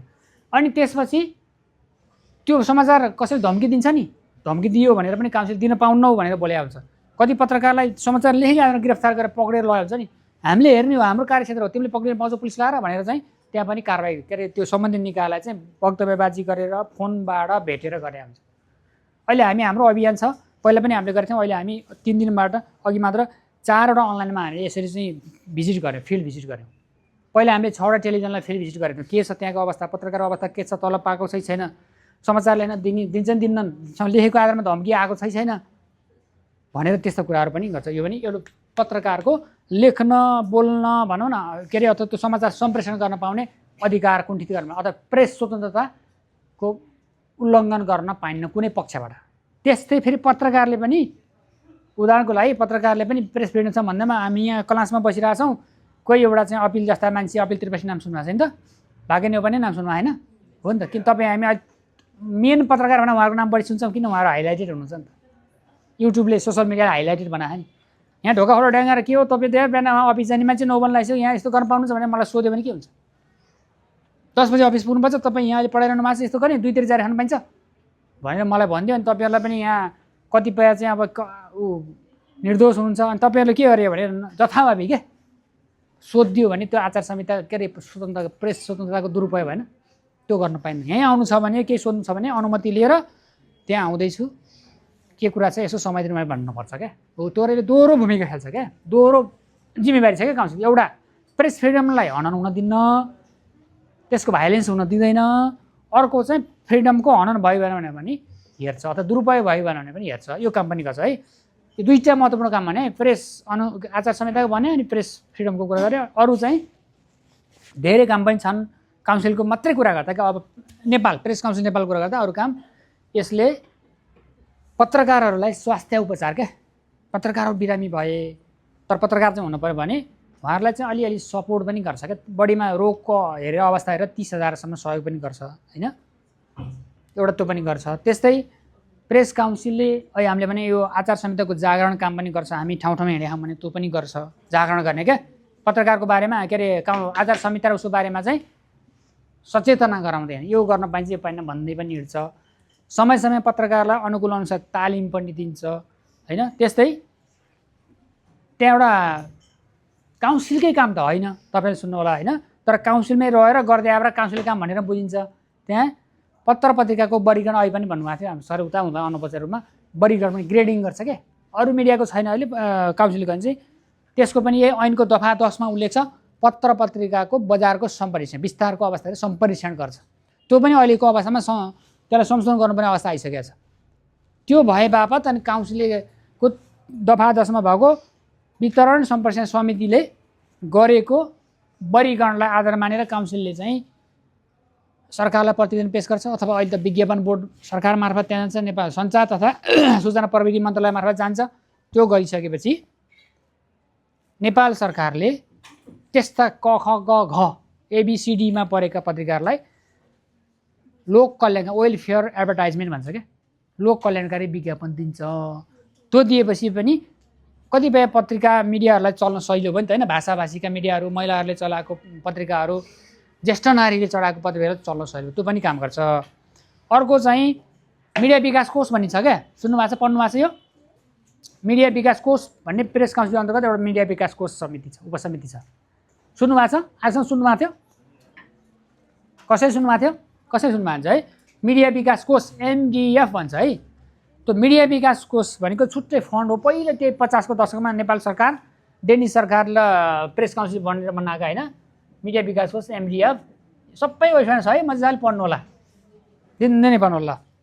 अनि त्यहाँ पनि पत्रकारलाई अहिले त त्यो संशोधन गर्नुपर्छ भन्ने आवाज आइरहेछ, अहिलेको बोर्डले संशोधन गर्नुपर्छ भनेर निर्णय पनि गरेको छ। मोफसल भन्थ्यो क्या पहिला, मोफसल भनेको उपत्यकाभन्दा बाहिर रहेकोलाई मोफसल मान्थ्यो क्या। अब अहिलेको अवस्थामा त मोफसल भने के भन्ने रहेन होइन, काठमाडौँभन्दा बाहिरका पत्रकार, मिडिया, जनता बढी चाहिँ अहिले त अलिकति बढी पहुँचमा पुग्न थाल्यो नि त होइन र। अहिले त हामी पढ्नको लागि काठमाडौँ आइकन हुन्थेन नि होइन, हामी पनि 52-53 सालमा काठमाडौँदेखि उहाँ चाहिँ झोला बोकेर नुन के अरे दाल चामल गुन्द्रुक मस्यौरा बोकेर आउनु पर्थ्यो, हो नि त होइन र। त्यस्तो अवस्था थियो, अहिले त छैन, अहिले कमी हुँदै गएको नि होइन। तपाईँहरूसँग परिचय गर्ने समय भएन, त कहाँ के थाहा हुन्थ्यो सुरुमा भयो है, त्यो गर्न पाइएन, यो समय जान्छ भनेर नगरेको। अनि त्यो मिडिया विकास कोषबाट चाहिँ पत्रकारलाई, खास पत्रकार चाहिँ भन्नु पऱ्यो, उसले ल्यापटप होइन, ल्यापटपको लागि ल्यापटप किन्नलाई, केही क्यामेरा किन्नलाई, अनि कसैले सञ्चार केन्द्र स्थापना गर्छौँ भनेर आफ्नो जिल्लामा भन्यो भने त्यो दिनलाई, रेडियो चलाउँछु FM रेडियो भन्यो भने त्यहाँ इक्विपमेन्टहरू किन्नलाई केही सहुलियत दिन्छ क्या, धेरै त पुरै त होइन, त्यसमा केही रकमहरू मानौँ अब 1 लाख भने 40,000 जति, त्यो अवस्था हेरेर त्यस्तो रकम पनि सपोर्ट गर्छ, त्यो काम पनि काउन्सिलले गर्छ है। कति नम्बर पुगेमा हेर्नु है, नम्बर फेरि यो जाँचको लागि लेखेँ भनिदिइरहेको छु मैले है। अहिले अर्को चाहिँ अब काउन्सिलले पब्लिकेसन पनि निकाल्छ क्या, संहिता भन्ने जर्नल निकाल्छ काउन्सिलले, संहिता 3 महिनाको जर्नल हुन्छ, त्यो 3 महिना आउँछ, आचार संहिता विषय त्यो निकाल्छ। त्यस्तै यसले चाहिँ इयर बुक 1 वर्षको मिडियाको अवस्था के रह्यो पत्रकार र मिडियाको भनेर त्यसको एनालाइज गरेर त्यसको एउटा चाहिँ मिडिया इयर बुक पनि निकाल्छ है, मिडियाको इयर बुक त्यसो निकाल्छ। अनि वार्षिक प्रतिवेदन प्रत्येक वर्ष निकाल्छ होइन। त्यस्तै यसले समय समयमा बजेटको अवस्था आधारमा रहेर समय समयमा चाहिँ अरू बुकहरू पनि, आचार संहिता सम्बन्धी, पत्रकारिता सम्बन्धी बुकहरू पनि निकाल्छ। यस्ता यस्ता कामहरू चाहिँ काउन्सिलले गर्दै आएको छ है। यति छ ल। अब हामी तपाईँहरू पनि आत्मिनु भयो होला, मलाई पनि ढिलै हुन्छ। अब तपाईँहरूको केही छ भने आचार संहिताको विषय अब धेरै डिटेलमा जान सकिएन होइन, यो यसमा हेर्नु होला, यसमा के गर्ने र यति भन्छु, निर्देशिकाको मैले भने यसमा पत्रकारले के गर्न हुने के गर्न हुने भनेर 14 बुँदा छ। तपाईँहरू अब हामी अफिसबाटै कार्यक्रम लिएर आएको भए त हामी यहाँ त्यो बोकेर आएर तपाईँलाई पनि दिन सक्थ्यौँ होइन, बाहिर आयो, हिजो बिदा पनि भयो नि त होइन। अब म चाहिँ अब पर्सनल्ली आएको भएर अफिसियल आइन नि त, पर्सनल्ली आएको भएर ल्याउनु पाएन। यो पनि त्यही पनि वेबसाइट मजाले अहिले मैले भनेको prescouncilnepal.gov.np मा गएर हेर्नु, त्यहाँ पाउँछ होइन। सबै कुरा चाहिँ यहाँ चाहिँ के गर्न हुने के नगर्न हुने भन्ने छ।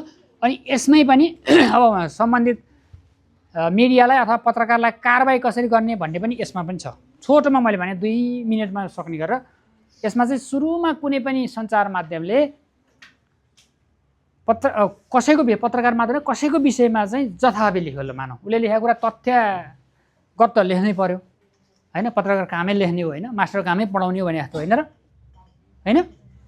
त्यस्तै उसले तथ्यहीन ढङ्गले जथाभावी लेखिदियो, बोलिदियो, यसरी सम्प्रेषण गरिदियो भनेर उजुरी पर्यो भने अनि काउन्सिलले सुरुमा सम्बन्धित पत्रकार अथवा त्यो माध्यमलाई खण्डन छाप्नु, त्यो विषयमा के हो कसो भएको सम्बन्धित व्यक्तिको विषयको कुरा राखिदिनु, खण्डन छापिदिनु।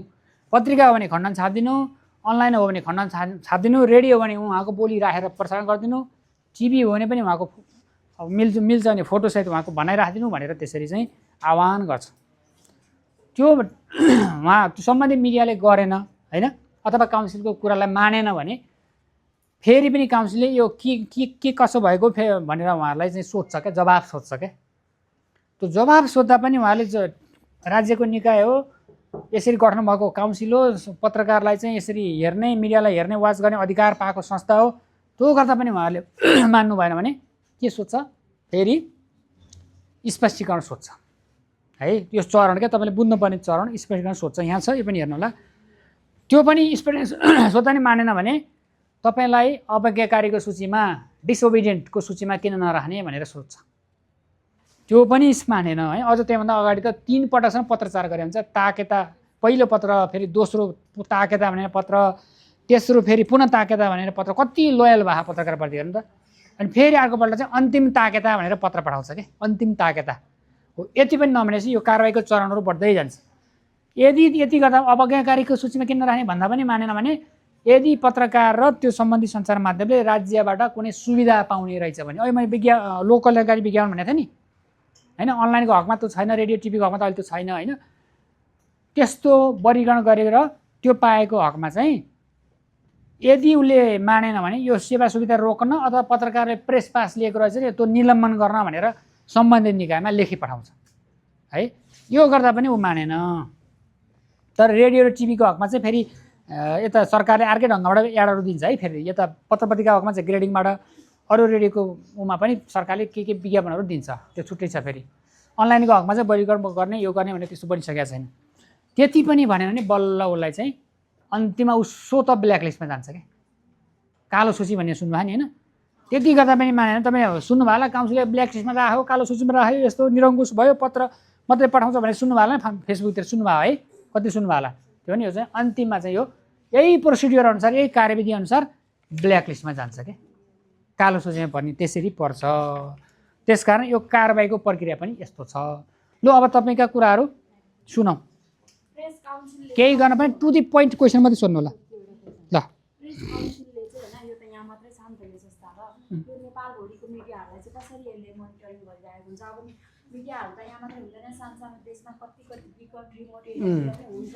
हजुर, यो राम्रो कुरा, राम्रो क्वेसन। अरूको भन्नु त एउटा भन्नु हो कि सबैको सुनाउनु पहिला, बिर्सिया पनि सम्झाउनु होला है, तपाईँको त आइहाल्छ। ल भन्नु। ल अरू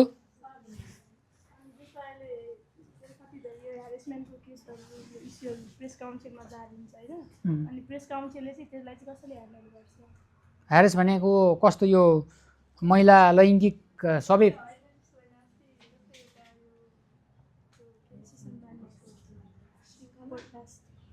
ए पोडकास्टको हो चरित्र त्यसलाई ठिक छ। अरू अलिकति उच्च भएर सोध्नु खोजेँ, व्यक्तिगत आग्रह प्रभावको पनि होइन, जान्न एकदम इच्छा छ। एकदम ठिक छ। यो प्रेस काउन्सिल नेपालको पत्रकारिता क्षेत्रलाई नियमन गर्नुपर्ने संस्था हो होइन। तपाईँहरू त्यसको तालुकदार हाकिम पनि हुनुहुन्छ। बजारमा सामाजिक सुरक्षा बिथोल्ने, हेड स्पिच फैलाइरहने, भ्रामक तथ्यविहीन असन्तुलित कन्टेन्टहरू आइरहेका छन् भनेर अवगत छ होला। यदि अवगत छ भने त्यसलाई नियमन गरेर सुधार ल्याउन नसक्ने तपाईँहरू त्यो कार्यालयमा बस्न कसरी सकिन्छ? अर्को प्रेस काउन्सिलले ल अरू विश्व नगर्नु, मलाई भन्न दिनु। प्रेस काउन्सिलले पत्र पत्रिकाको पनि वर्गीकरण गरेर सरकारले तोके अनुसारको अनुदान पनि दिँदै आएको छ। बजारमा कहिले नआउने तर काउन्सिलबाट मासिक अनुदान पाइरहने पत्रिका, विशेष गरी साप्ताहिक पत्रिका कतिलाई त म आफै पनि चिन्छु। काउन्सिलले पैसा धेरै भएर त्यसरी बाँडेको हो कि कमिसन आउने भएर त्यसरी काम कसो बाँडेको हो? दुईवटा क्वेसन। ल अरूको यो साइडबाट छ। हो ल राम्रो, अहिले मैले बुझिएको थिएँ, तपाईँले सम्झाउनु गुड। अहिले मैले भन्छु नि। ल यता सक्यो।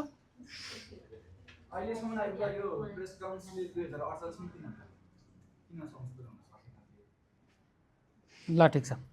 अब पहिला उहाँकोबाट जाउँ है त।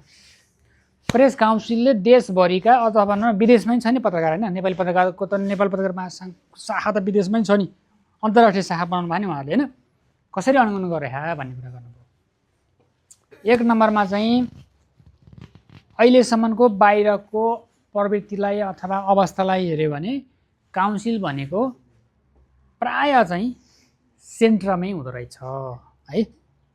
सेन्टरमै हुने जस्तो राष्ट्र बैङ्क, नेपालको सेना जस्तै यसलाई चाहिँ त्यति महत्त्वपूर्ण नजिकको राज्यले ठान्दो रहेछ के काउन्सिललाई। यसो मतलब बाहिर त्यसो भने नेपालमा हुन नहुने भन्ने त होइन नि, त्यो पनि त्यो क्वेसन आउँछ नि त, क्रस क्वेसन होइन। एउटा त्यो छ होइन। त्यो भएर नेपालमा अहिलेसम्म प्रेस काउन्सिलको अरू शाखाहरू छैनन्, यही केन्द्रीय एउटा अफिस मात्रै छ है। अब यसको ब्याकग्राउन्ड भन्छ नि तपाईँकोमा आउँछु। यसलाई पनि अब त कम्तीमा नि 7 प्रदेश भएपछि 6वटा प्रदेशमा सम्पर्क कार्यालय हुनुपर्छ भनेर पहिला प्र्याक्टिस हाम्रो प्र्याक्टिस के भन्नु निर्णय पनि भएको हो। तपाईँले देख्नुहुन्छ राजनीति अस्थिरता, सरकारहरू बदलिरहन्छन्, फेरबदलिरहन्छन् होइन। पहिला दिनेश थपलिया भन्ने स्थानीय मन्त्रालयमा सायद उहाँ सचिव हुनुहुन्थ्यो, हितराज पाण्डे भने स्थानीय विकास मन्त्री हुनुहुन्थ्यो। त्यो बेलामा कुरा भएर पनि कम्तीमा पनि ती निकाय त्यहाँका स्थानीय निकायहरूसँग समन्वय गरेर शाखा कार्यालय बनाउनु पर्यो, शाखा कार्यालय होइन सम्पर्क कार्यालय बनाउनुपर्छ भनेर अगाडि बढ्दा बढ्दै त्यो बेलाको अवस्था बदलिएपछि मन्त्री बदलियो, सचिव बदलियो, सबै बदलियो। त्यो काम गर्नुपर्छ भनिन्छ। तर अहिले हामी यसरी रहेछौँ। तैपनि फेरि 7 प्रदेशको प्रतिनिधित्व हुने गरी हामी डेस्कै माथि डेस्कै बनाएर केन्द्रबाट अहिलेको अवस्थामा सबै कुरा देशभित्र सबै थाहा हुन्छ नि त होइन। डेस्कै बनाएर त्यसरी हेर्ने गर्छौँ।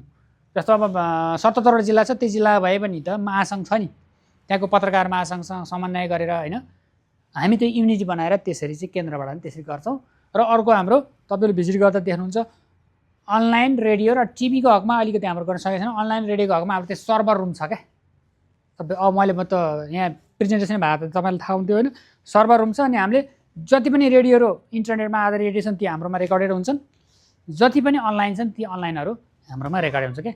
कुनै नेताले मानौँ मैले नबोलेको कुरा रेडियोले प्रसारण गरिदियो भन्यो, यो अनलाइनमा न्युज आयो भने कुनै नेता अथवा कुनै व्यक्तिले भन्यो भने उसले भनेको कुरा फेक हुन्छ क्या। त्यसो रेकर्ड हाम्रोमा भइसकेको हुन्छ क्या। त्यसरी चाहिँ हामी रेडियो हेर्ने के अरे यो सोसल मिडिया हेर्ने अहिले अवस्थामा सोसल मिडियाको ट्रेन्ड हेर्न पनि त्यो हेर्ने छुट्टै, रेडियो र टिभीको विद्युतीयको हेर्ने छुट्टै, छापाको हेर्ने छुट्टै त्यसरी बनाएर राखेका छौँ। अर्को सङ्ख्या कसरी थाहा पाउनुहुन्छ भने हाम्रो उहाँले सोध्नु पनि झन्डै 900 वरिपरि पत्रिका अहिले पनि बरिगाडमा आउँछन् क्या। ती पत्रिकाहरूलाई पनि हामीले हाम्रोमा रेकर्डेड आउँछन्। अनि हाम्रो पिडिएफ प्रणाली भन्ने छ क्या, 76बाट सुरु भएको त्यो पिडिएफमा उहाँहरूले आज प्रकाशित पत्रिका त्यहाँ आजै पठाउनु पर्ने हुन्छ होइन। त्यसबाट नि हामी हेर्नु त्यसरी चाहिँ देश बाहिर के अरे देशैभरि भयो भने ती कुराहरू चाहिँ बाहिरबाट निकालेको हकमा त फरक कुरा हुन्छ। तीन राखेर हामी त्यसरी हाम्रै केन्द्रमै भयो नि अहिलेको अनलाइनको अवस्थामा इन्टरनेट मार्फत त्यो गर्छौँ है। अर्को विदेशमा रहेका पत्रकारलाई पनि वाच गरेर आउँछ हामीले मिडिया विकास कोष है। मिडिया विकास कोष भन्ने त्यो एउटा छुट्टै समिति छ क्या, पत्रकारको लाइभमा र मिडियाको लाइभमा त हेर्ने भनेर बनाएको। अनि बाहिर रहेको पत्रकार पनि यदि ऊ पत्रकार नेपाली नै छ, नेपाली नागरिकै हो, उसले त्यहाँको चाहिँ पिआर लिएको छैन होइन, अथवा त्यहाँको नागरिक भइसकेको छैन भने उसलाई पनि त्यहाँको पत्रकार महासङ्घ, त्यहाँ त एम्बेसी दूतावास हुन्छ नि, दूतावासबाट समन्वय गरेर हामीले उहाँहरूलाई चाहिँ उजुरी नै परिरहेको हुन्छ, अलिक कम पर्छ उहाँहरूलाई, यही प्रोसिड्युरको आधारमा रहेर गर्ने गराउँछौँ होइन। र यदि चाहिँ कोही पत्रकार चाहिँ विदेशी भइसक्यो नेपाली पत्रकार भने पनि त्यहाँको कानुन के छ त्यो अनुसार चल्न भनेर हामीले नेपाली भाषाले सुझाव दिनु पनि त्यसरी सुझाव दिन्छौँ। त्यो पनि त्यसरी गर्ने गरेको छ होइन। अर्को क्वेसन दोस्रो कहिले सोधे अरे तपाईँ सोधेको थियो? न्यू मिडिया भनेपछि आइहाल्यो। न्यू मिडियामा अहिलेको अवस्थामा अहिले तपाईँलाई कानुनी कुरा भने नि होइन, कानुनी कुराको अवस्थामा हेऱ्यो भने त अहिलेसम्म त्यो मिडिया काउन्सिल अथवा यो ऐन संशोधन नहुँदा त्यसलाई पार्ने ठाउँ छैन, तपाईँ कार्यविधि बनाएर गरिरहेछ। अर्को 64 सालको 70-74को सरकारको त्यो सर्कुलर मैले तपाईँलाई भने। अर्को चाहिँ न्यू मिडिया भनेर हामी फेसबुकलाई, ट्विटरलाई अथवा जे छ नि सोसल मिडियाहरू अथवा चाहिँ यो फेसबुकको पेजहरूलाई त्यसरी हेर्ने होइन। मैले भनेको थिएँ, कति सम्झिनुभयो?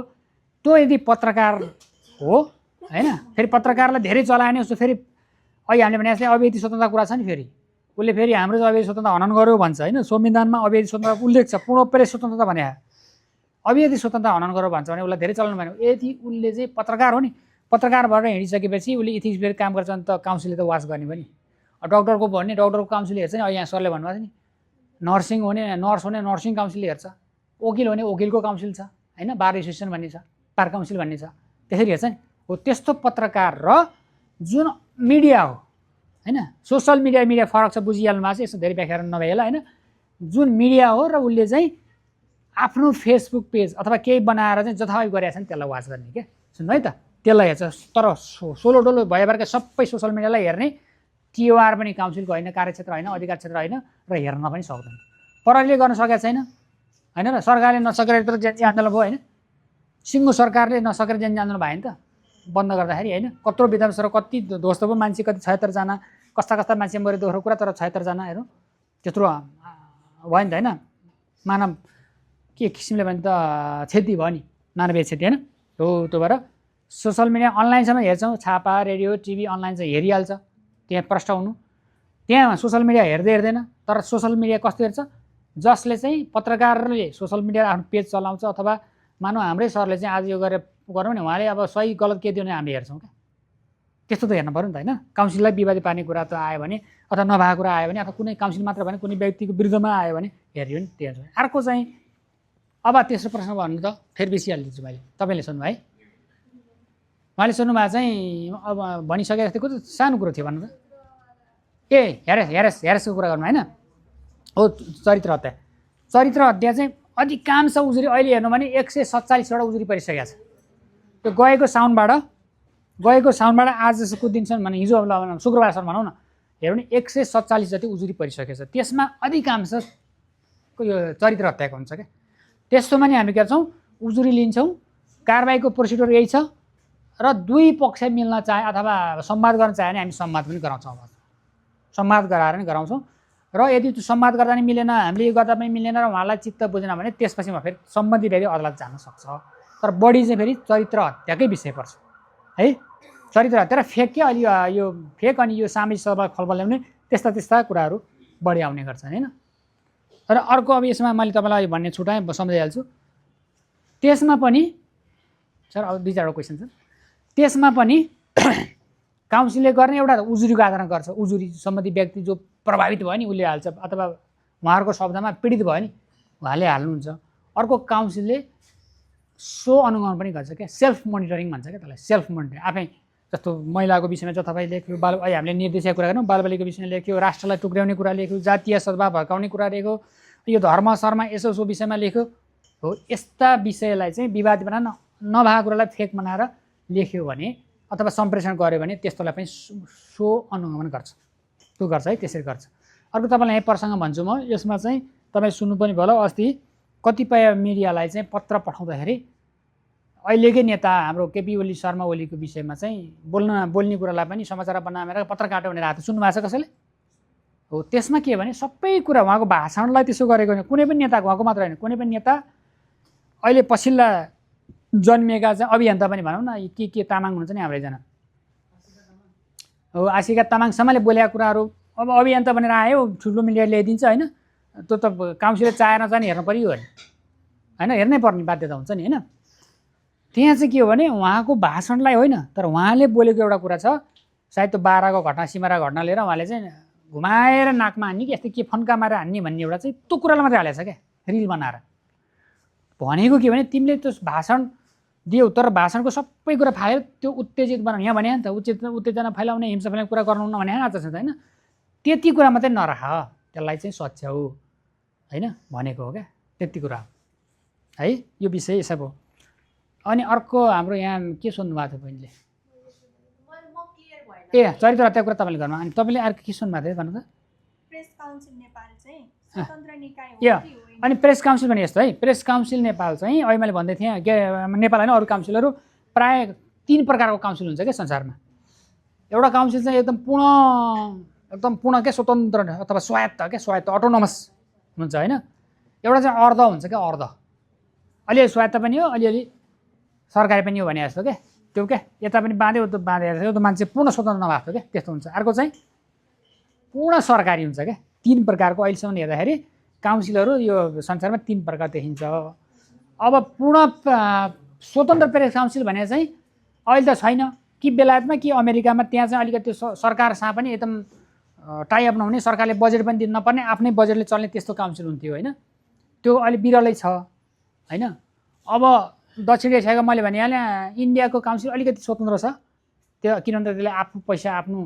पब्लिसरहरूबाट त्यहाँ पनि खास गरी त मिडिया के अरे छापा केन्द्रितै बढी हुन्छ होइन आफ्नो पब्लिसरबाट रोयल्टी उठाउँछ क्या भने मतलब रोयल्टी भने कि त्यसलाई लेबी उठा त्योबाट चल्छ होइन अनि पाकिस्तानका बङ्गलादेशका भने अहिले त्यहाँको सरकार पनि त्यस्तै छ नि त होइन र अलिक सरकारप्रति बढी झुकाव छ भने सरकारले भनेअनुसार चल्ने खालको अब इन्डिया चाइनामा छैन तर नभए पनि त्यहाँ हेर्ने पनि सरकारकै भनिहाल्ने काउन्सिल नभए पनि होइन तर नेपालको प्रेस काउन्सिल चाहिँ अब मैले ठ्याक्कै भनेर म्याथमेटिकको हिसाब जस्तो हुँदैन तर यसलाई हेरेर विश्लेषण गर्दाखेरि यो सरकारको अनुदानमा चल्छ। आफ्नो आर्थिक अवस्था के अरे आफ्नो बजेट त खासै छैन, सरकारले दिएको अनुदानमा चल्छ। 4 करोड 50 लाखभित्र छ अनुदान, त्यति छ है, त्यो पनि सम्झिरहनु, त्यति बजेट छ यसको। अनि आफ्नो बजेट भएर आफ्नै ढङ्गले चाहिँ चलेको भए चाहिँ यसलाई पूर्ण स्वतन्त्र के अरे स्वायत्त भन्न मिल्थ्यो, सकिन्थ्यो। विश्लेषण पनि गरेँ, मैले क्लासको कुरा फेरि है, मेरो अफिसको कुरा गरेन, मैले विश्लेषण गरेँ, तपाईँले जस्तै भएर गरेँ, सकिन्थ्यो। तर बजेट चाहिँ अरूबाट ल्याएको छ, अलिअलि लयल भएपछि त नुन खाएपछि त अलिकति होइन, तपाईँले कसैको साउजी कहाँ काम गरेपछि त साउजीलाई नमस्कार त गर्नु परेन। साउजीलाई नमस्ते नगर्ने मतलब नहेरेर हिँड्दा गोडा लाएर हिँड्यो भने त जाहेर दिन्छ त, दिन्छ नि। अलिअलि चाहिँ त्यो अर्ध, यसलाई अर्ध भन्दा हुन्छ क्या, तपाईँले जाँचमा लेख्दै अर्ध, यो कारणले अर्ध, बजेटरी सिस्टमले गर्दा अर्ध, किन बजेट नेपाल सरकारले नै दिनुपर्ने हुन्छ अनुदान, त्यो भन्न सक्यो। अर्को गठन प्रक्रिया हेऱ्यो भने यो चाहिँ नेपाल सरकारको मन्त्री परिषदले नै गर्नुपर्छ। हुन त न्यायाधीशहरू पनि सरकारले गर्छ होइन, न्याय परिषदले गर्छ, त्यहाँ सल्लाह सुल्लाह के गरेर भनेर चाहिँ गठन प्रक्रिया पनि यसले चाहिँ मानव अब बजेट चाहिँ अब संसदले नै घोषणा गर्ने, अब काउन्सिलको लागि बजेट सरकारले नगर्ने, अनुदान नभन्ने, नेपाल सरकारको बजेटमै पार्ने, यो गठन पनि अब गठन प्रक्रिया पनि स्वतन्त्र निकाय गरेर गर्ने भने चाहिँ पूर्ण स्वायत्त होला होइन, त्यो भन्न सक्यो। तर पनि फेरि है, तर पनि यति हुँदा पनि सरकारले चाहिँ अध्यक्ष र सदस्यहरू सिफारिस के अरे नियुक्ति गर्ने, बजेट पनि सरकारले दिने हुँदाहुँदै पनि फेरि काउन्सिललाई चाहिँ अहिलेको दिनसम्म सरकारले यो गर त्यो गर, यो गर त्यो नगर भनेर भन्न सक्दैन, भनेको छैन, त्यो चाहिँ भन्न सक्दैन। त्यो काउन्सिलको बोर्ड छ नि हाम्रो 10-12 जना भने मैले होइन, त्यही बोर्डले नै निर्णय गर्ने है। यसमा चाहिँ ढुक्क हुँदा हुन्छ, म 14 वर्ष हुन लाग्यो, 14 वर्ष मैले देखाएको छु, ढुक्क हुँदा हुन्छ। अब व्यक्तिगत रूपमा कसैले त अब राहुलले मलाई भेट्नु भने सर त्यहाँ जब खुल्यो भने भनेर कहिले मलाई छुट्टी भेट्नु त फरक कुरा हुन्छ नि होइन, त्यो त व्यक्तिगत कुरा पनि त। सर त्यहाँ जब खुल्यो भने के छ मलाई भनिदिनु भन्न सक्नुहुन्छ, आज चिन्नुभयो होइन, त्यो मिनिमम अनुमान कतै माग्छ है, बेला बेला हेर्नु होला, तपाईँलाई जबको लागि पनि त्यहाँ खुल्यो भने अवसर हुन्छ। त्यस बेला भन्नु फरक कुरा हो, न त त्यसरी हस्तक्षेप छैन। यो मानेमा चाहिँ फेरि पुरै सरकारी भन्न सकिएन, तर यसलाई यो 2-3वटा कोणबाट विश्लेषण गर्दाखेरि चाहिँ अर्ध सरकारी नेचरको भन्दा हुन्छ तपाईँलाई है त। मैले काउन्सिलको तर्फबाट भन्दा नि मैले चाहिँ अलिकति एकाडेमिक्सहरू भनेको, अब यताको सबैको सक्यो होइन त, राहुलको त बाँकी छ म भनिहाल्छु, अग्र राखेँ होइन। उहाँले भन्नुभएको छ एउटा अनुगमनको होइन, अनुगमन वर्गीकरण बाहेक अनुगमन के भन्नु ए अहिले त्यसलाई फेरि खोलाउनु त एकपल्ट, त्यो पढ्न परेन, तपाईँ सार मात्रै भन्नु त।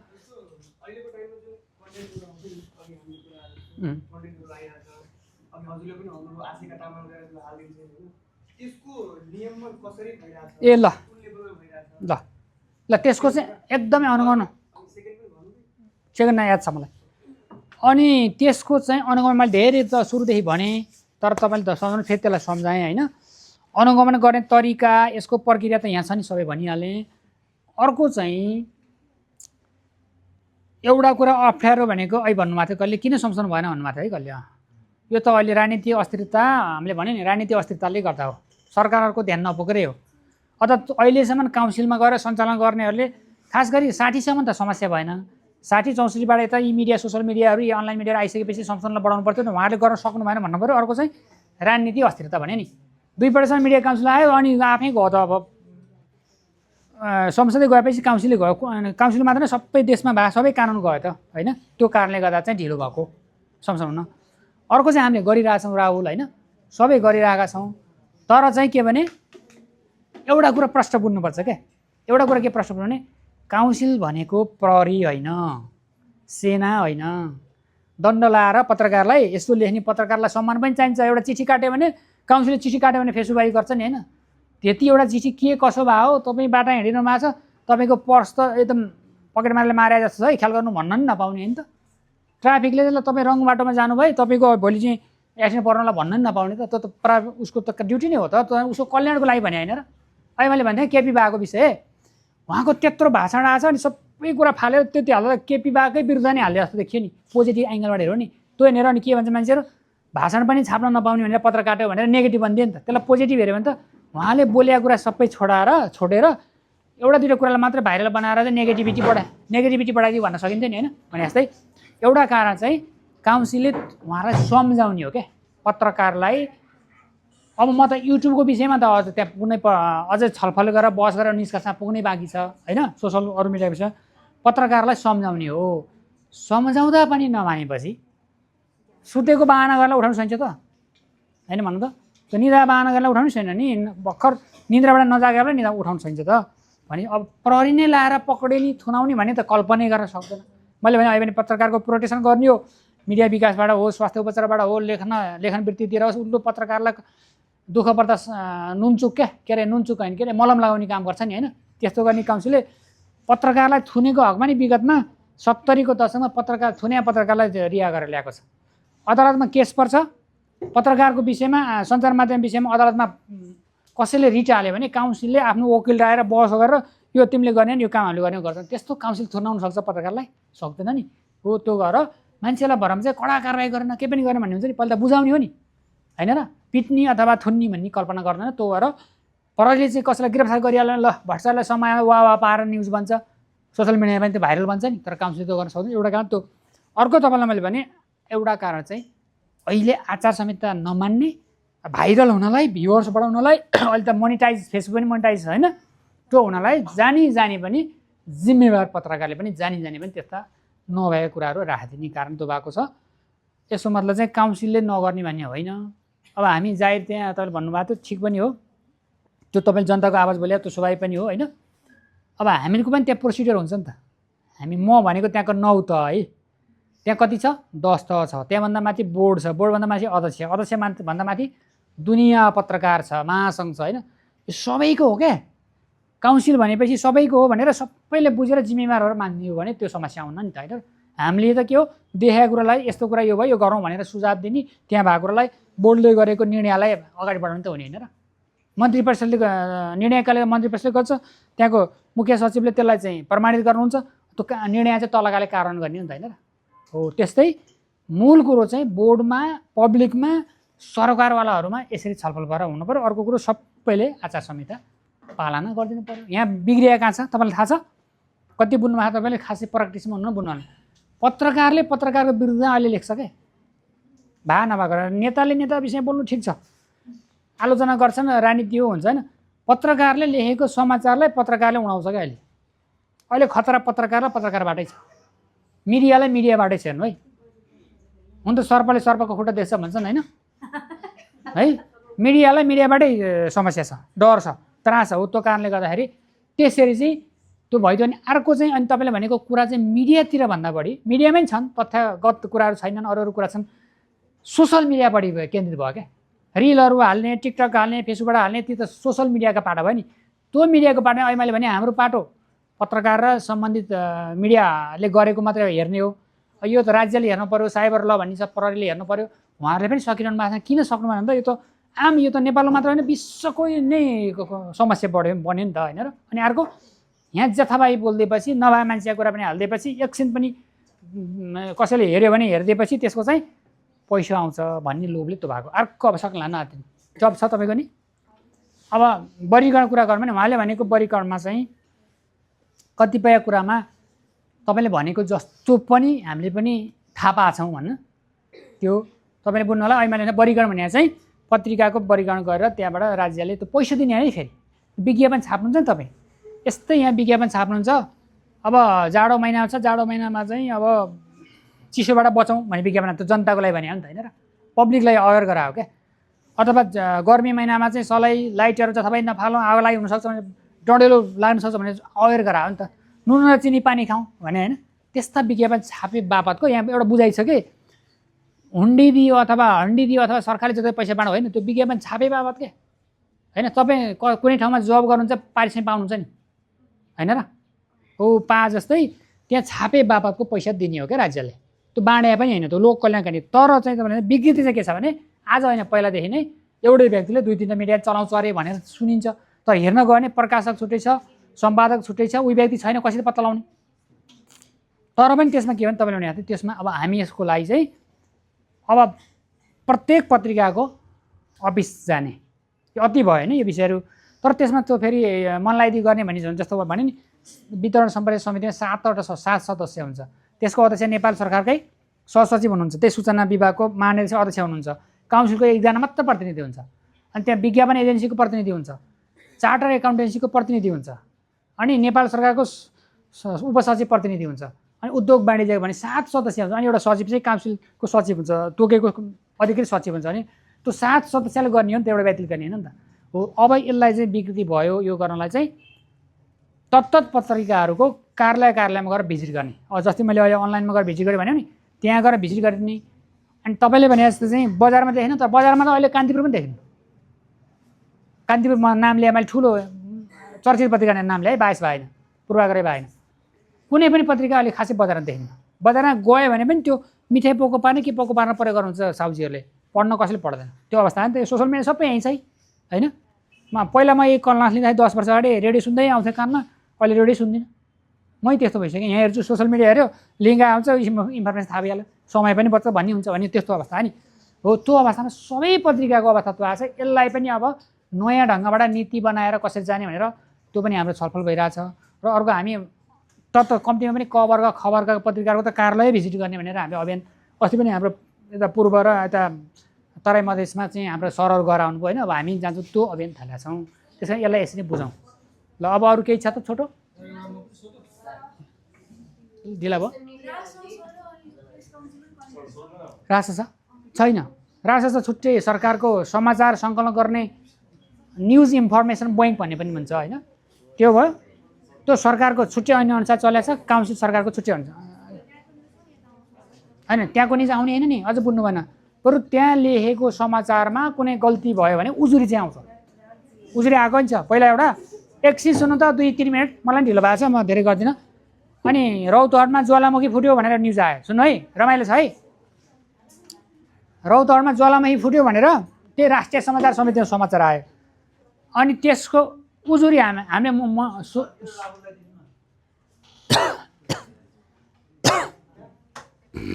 राहुलको आफ्नै नामको राहुलको है ल नो डोन्ट ल। अब म तपाईँहरूको भइसक्यो नि होइन। अनि त्यो राजशासनको त्यो आइसकेपछि ज्वालामुखी त नेपालमा फुट्दैन होइन। अनि त्यो रिपोर्टरको जागिरी गयो, त्यहाँ समाचार पनि रिपोर्टरको जागिरी गयो। उहाँले के गर्नुभएको छ भने त्यहाँ हाम्रो गाउँघरतिर त मुसा लाग्छ नि धानबारीमा, याद छ? त्यो मुसाले खोलेको क्या त्यो उमा, अनि त्यो सबै त्यो पालबाट चाहिँ धुवा आएको रहेछ कि, त्यसलाई ज्वालामुखी भन्ने चाहिँ। अनि त्यस्तो कारबाही चाहिँ बरु काउन्सिलले गर्छ ल। अनि सरको है त यहाँको उजुरी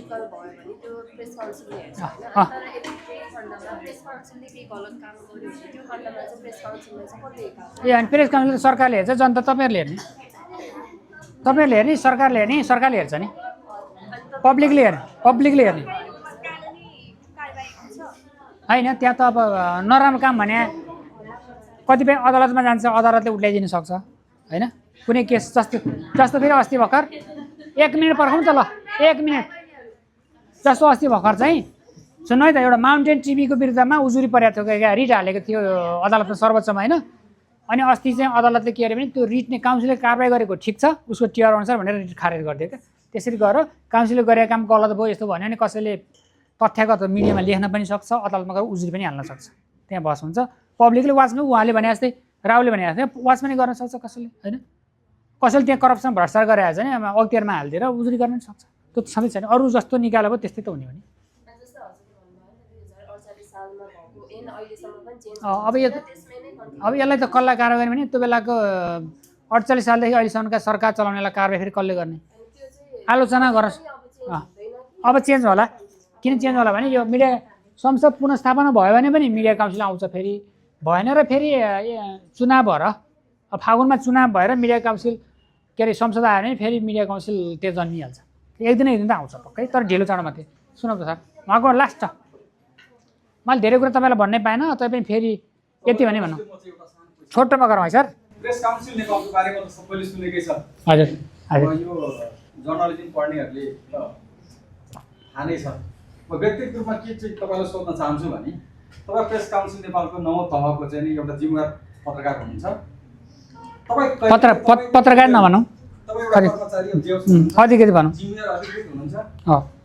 तपाईँको आफ्नो करियरमा तपाईँ कहिले दबाब र प्रभावमा पर्नु भयो कि भएन? अब जस्तो कहिलेकाहीँ हुन्छ नि, तपाईँलाई थाहा छ कैयौँ पत्रकारहरू मुखपत्र छन्, नाम मात्रका चाहिँ पत्रकार, नाम मात्रको पत्रकारिता चलाउँछन्।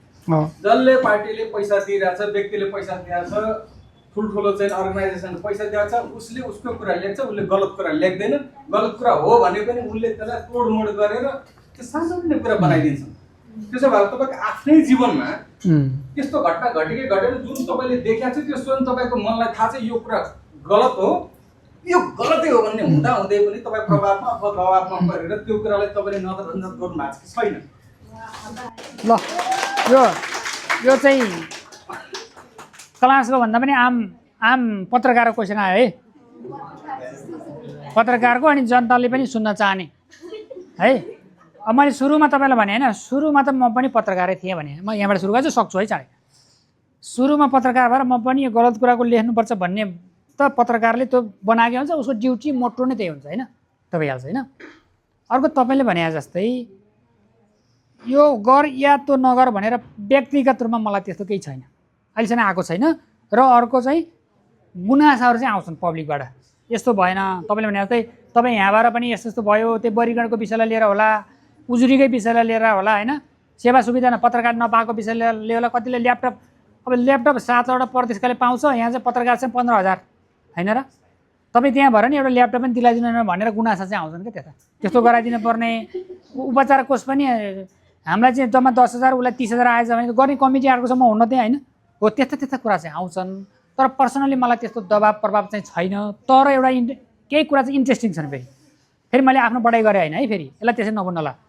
केही समय अगाडि एउटा अनलाइनमा है अनलाइनको नाम पनि नभनौँ मैले एउटा चर्चितै अनलाइनमा एउटा विषयमा चाहिँ समाचार आयो है सुन्नु है त एउटा विषयमा समाचार आयो समाचार आइसकेपछि कसले नम्बर दियो अनि मलाई चाहिँ साई प्रवक्ता भएर नम्बर वेबसाइटमा फोन गर्नुभयो होला अनि फलाना अनलाइनले यस्तो लेख्यो त्यो के कुरो हो त्यो कुरो मिलाइदिनु पऱ्यो भने क्या त्यो व्यक्ति इन्डियन थियो है मान्छेले भने मान्छे के अरे उनीहरू इन्डियन व्यक्ति होइन तर उसले नेपालमा कारोबार गर्दछ होइन अनि मिलाइदिनु पर्ने चाहिँ मैले भने के मिलाइदिनु भने तपाईँले उजुरी गर्ने हो भने हाम्रो वेबसाइटमा यो छ यो यसमा उजुरी हाल्नुहोस् नभए यहाँ आएर प्रत्यक्ष भेटेर उजुरी हाल्न सक्नुहुन्छ सम्बन्धी मिडियालाई खण्डन पठाउनुहोस् भनेर मैले भनेपछि होइन बसौँ न हामी 3 पक्ष बसेर केही गर्नु पऱ्यो तपाईँलाई पनि केही भन्न थाल्यो क्या तपाईँले गलत कुरा गर्नुभयो गलत मान्छेलाई फोन गर्नुभयो आउने भए यहाँ आउनुहोस् उजुरी हाल्नुहोस् नभए तपाईँ के उतै मिल्नुहोस् भने मैले होइन उतै मिल्नुहोस् भनेन तपाईँ के अरे खण्डन उतै दिनुहोस् भने होइन त्यसपछि त्यसको केही दिनपछि त्यो मान्छेले मलाई फोन गर्न छोड्यो है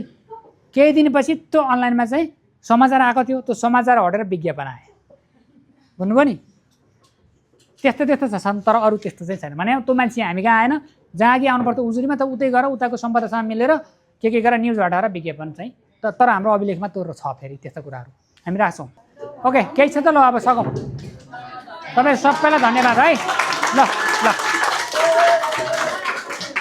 एकदम धन्यवाद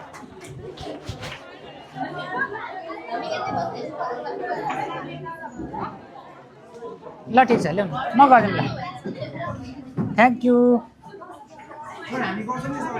होइन ठिक छ यो त टिचरकै काम हो